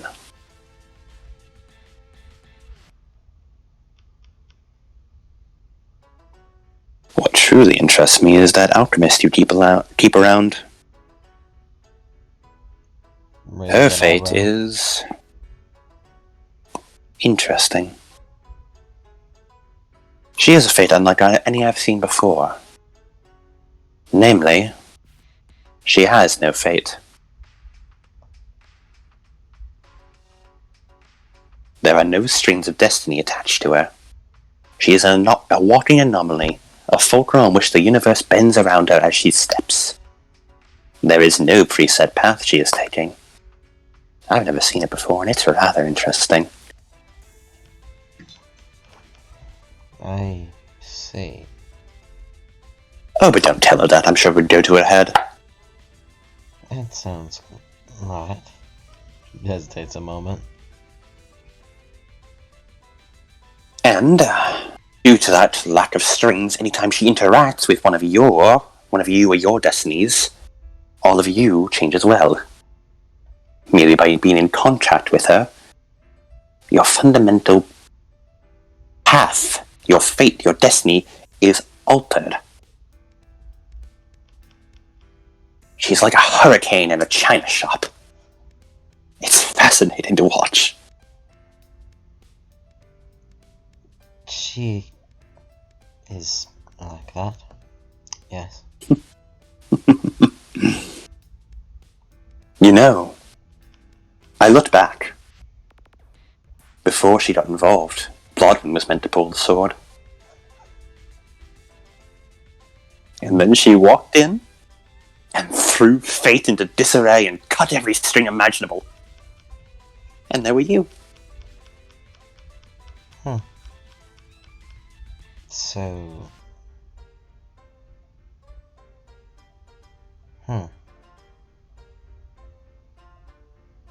I must say it's a good thing she did. Otherwise this kingdom would already be in ruins. I can imagine. As much as I would love to live a life of mediocrity and mundane, well, Blodwyn as she was nothing akin to the material that this kingdom needed. Indeed. Very much so. It needed you.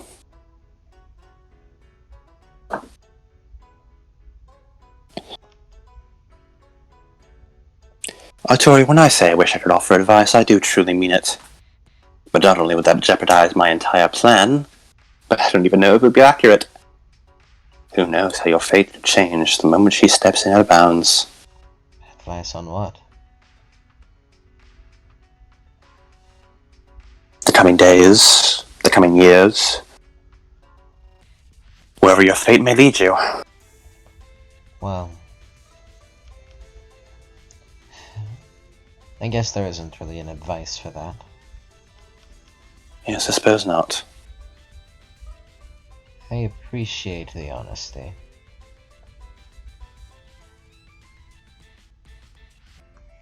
I do my best. It's just so difficult to hold human words in my head when I'm living off concepts and stories and yes, the other drawback of tale crafting. It's mind warping. When one engages in tale crafting, they begin to see the world as a story. People stop being people and start being characters. Their emotional troubles become plot arcs and character development in your eyes. It is hard to hold on to the shreds of empathy one still has when you can already see how their tale ends.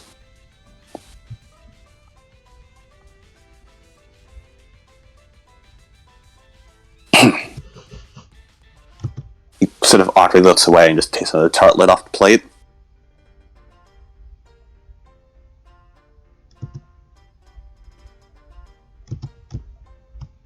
He just kind of looks at him.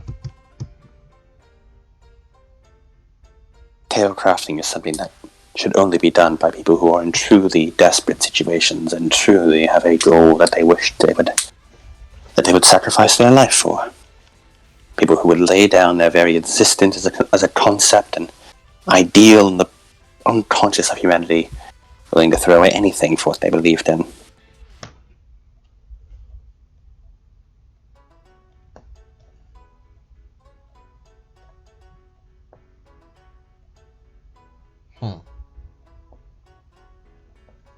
Thankfully, it usually doesn't come to that, as most people don't even have it. Otherwise, I imagine the world would be utter chaos. Every single person rewriting everyone else, and the whole world constantly turning topsy-turvy.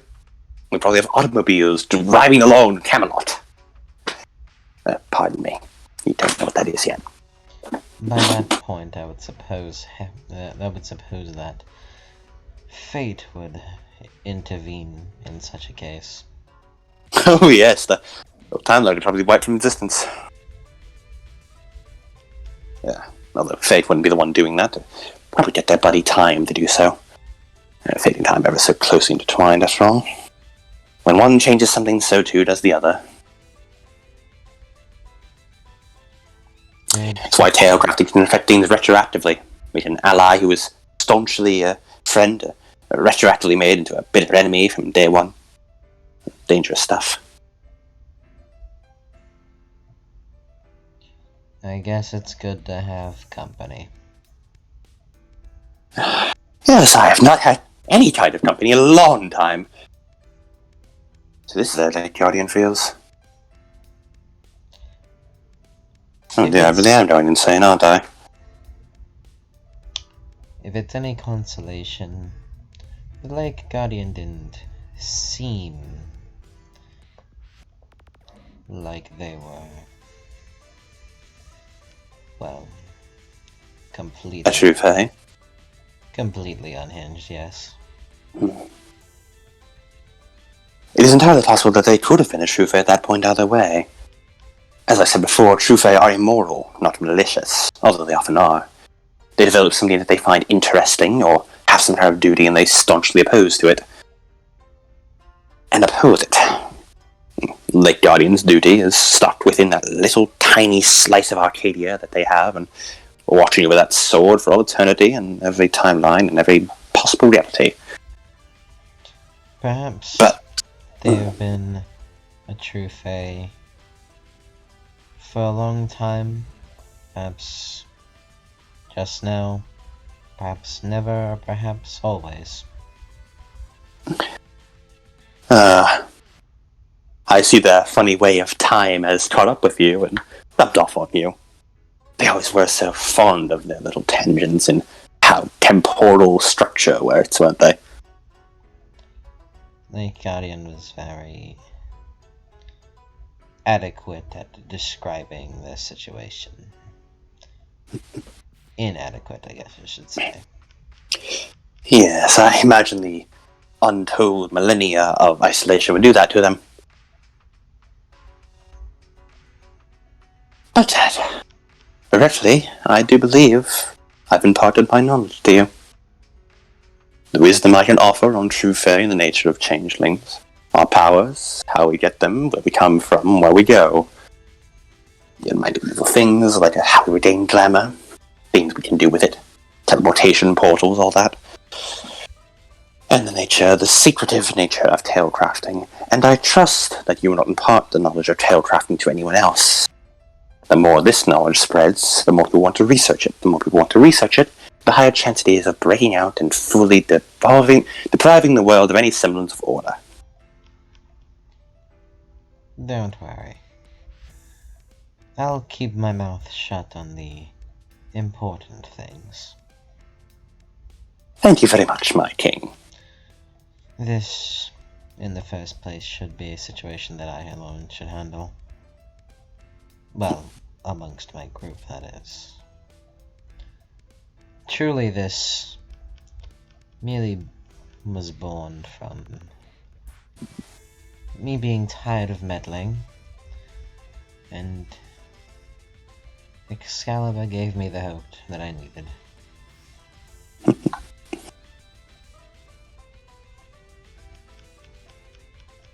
Artoria, I like you. You are a fascinating person to talk to, and if I'm being completely candid with you, during this talk I've realized I've bit off far more than I can chew with you. You are an anomaly. Not in the way the alchemist is. You have a fate, a destiny, a preset path, but you have no regard for it. You intend to follow your own path, no matter what fate has in store for you. And that's fascinating to me. So long as I can do only that, then I guess it's been worth it. May I impart to you one last piece of knowledge? This is not truly related to True Fae, or to Changelings, nor is it covered by our oath, but it's something I believe you may enjoy. Consider it a thank you gift for being so accommodating with my rambles. She nods for him to continue. It is the true nature of Excalibur. Excalibur is something we call a token. An object that was left in the hedge and infused with hedge powers and some form of emotional attachment and desire. Excalibur, the soul that it is, was left a long, long time ago. Even I don't know how long. When it eventually developed a will of its own, not quite a personality, not quite sentience, but something close. For the emotion that embodies, Excalibur is the physical embodiment of hope. Of a hope for a better tomorrow, and hope that things will one day work out. I see why it lights you so much.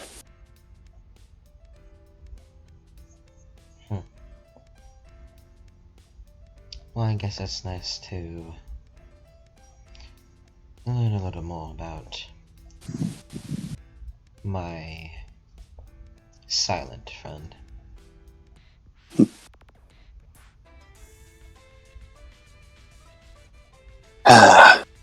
It truly is the sword to end all swords, isn't it?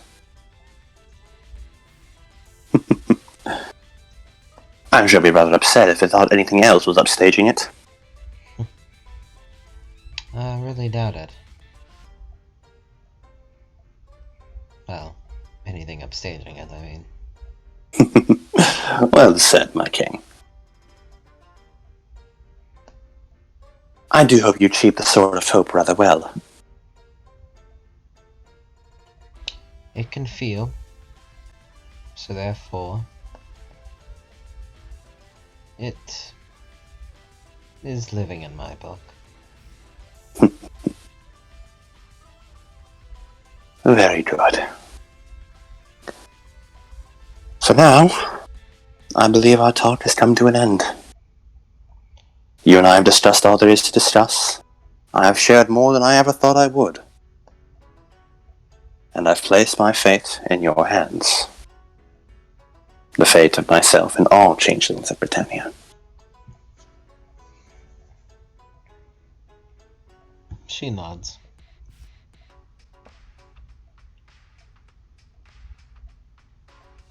I'll admit I will continue doing meddling, as you put it, for the sake of my goals. But I trust me when I say I mean no ill intent with anything I do. I truly wish for the best for my people. And yours.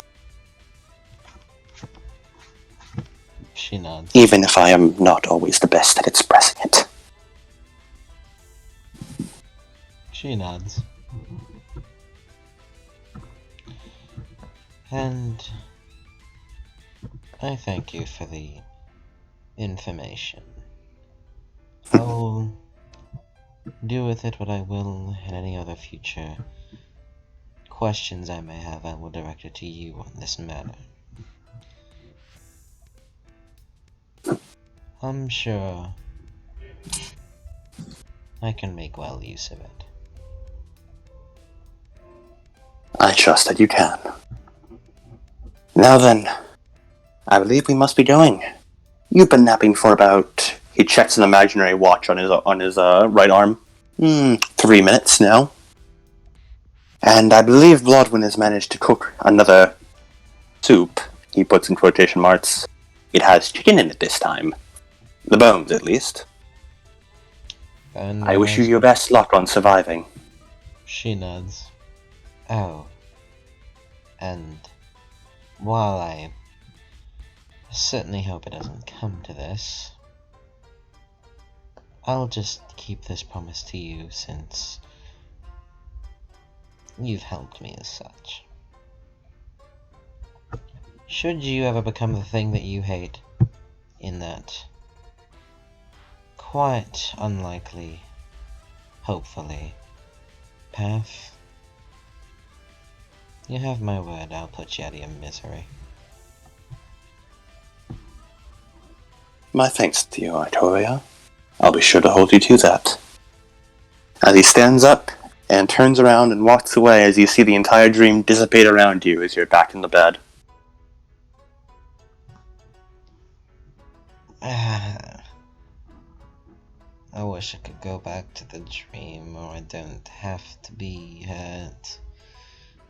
Excalibur, you think you can work Avalon a little harder? It gives like a little small annoyed grunt at you. Like a little, you're a hint of annoyance in your head. I just want to be back in commission so I can use you some more. Swell of pride.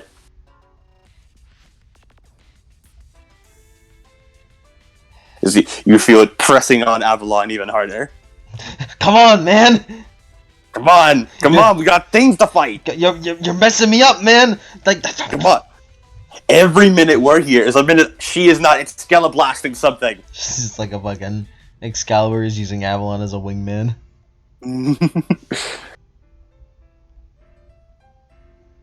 And that is where we'll end the session. Nice. I got my info about things. I'm gonna use it.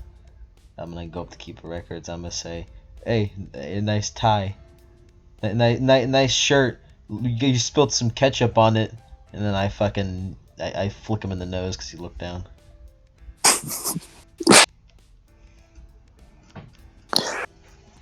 All right. Beat for session completion, Artoria. Yeah, I need 3 more. I need 3 more of these. Everyone else, you were technically here, so you also got beat for session completion. Good job, guys. Good job. Woo!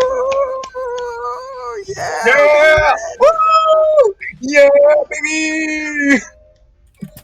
Oh yeah, I take full credit for time. That was me. It was all me. I'm about to take a shit in your chest. Yo, calm down. Calm down, bitch. Jeez. Finally. Also, technically, Fate and Time Lord was always like that. You just got like a really good guess. Apollo hit me. Apollo just hit you with the gift of prophecy. You got a real prophetic boner. I will ride that high until the day I die. Alright, I can finally do something. Hey, since they were technically here, do we get practical? No, it's okay. Nope. I'd love to get it though. It'd be really nice if you gave it to me. You guys get 2 practical XP because you learned a shit ton about the supernatural. Not XP, sorry, beats. You learned a shit ton about the supernatural. Can we get 1 more so we can go now? I'm just kidding. No care. I'm just kidding. Oh my god. Oh, Unite Britannia. Yes, absolutely. You've made onto friendly question mark terms with the leader of the Changelings of Hadrian's Wall. Have fun with sister. She made you 2 soups. One more. Bloodwind coming in the epilogue and give me 1 bashing, just in case I don't get this last aspiration. Kill. Nope, you unfortunately did not make progress with that. Bloodwind! Bloodwind! Bloodwind, give me the soup! Kill me, Bloodwind! Kill me! No! I need to choke on these bones, Bloodwind. I must face death. The chicken bones must scratch the inside of my throat and gnash and gash.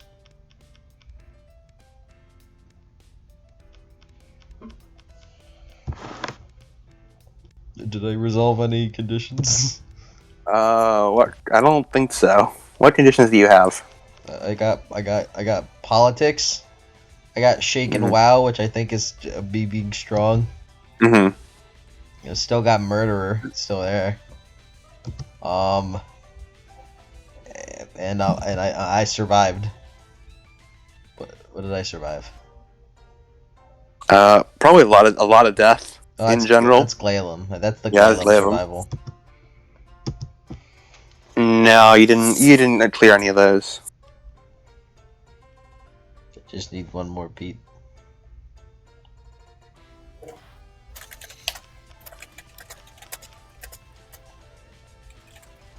A singular beat.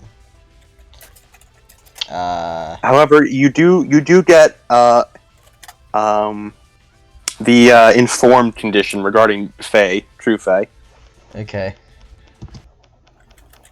I just kind of keep that, like at all times. Yeah, you have that persistent. Okay.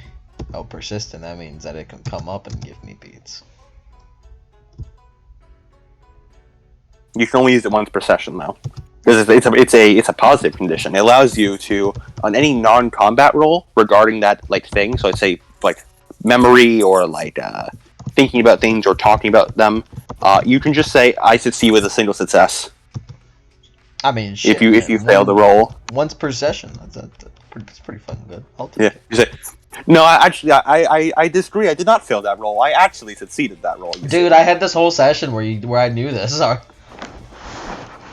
had this whole session where I knew what I knew the subject we're talking about. So actually, I think I got this. I guess you could call me an informed Hunter the Vigil 2E.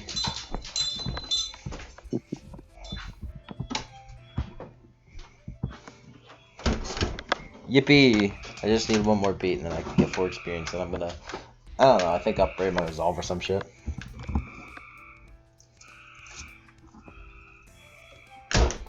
You have any epilogues? Nope. Cool. No epilogues today, nor any historical segments. I'm free! I'm free! Yeah, Artoria does a little something after this. A little something. A little something. After she, Gets both her arms back. yeah. Yeah, she does a little something for that, so. Technically, Rook is a historical figure. Very, very, very technically and loosely. Because he is, in the loosest sense, based on Thomas Mallory, who wrote Lamont de Arthur. In the absolute fucking loosest sense. Okay, well, Adam, say something cool for the camera, so you'd be like, whoa, I'm so cool. Something cool for the camera. Chronicles of Camelot. Chronicles of Camelot. If you look at this, I just don't think it's natural. I just don't think it's not. I don't want to see it in public. Is that Saint Germanus to anything changeling shit? Yes. Yo, Saint just Germanus don't is think it's dead natural. though. He's straight up dead.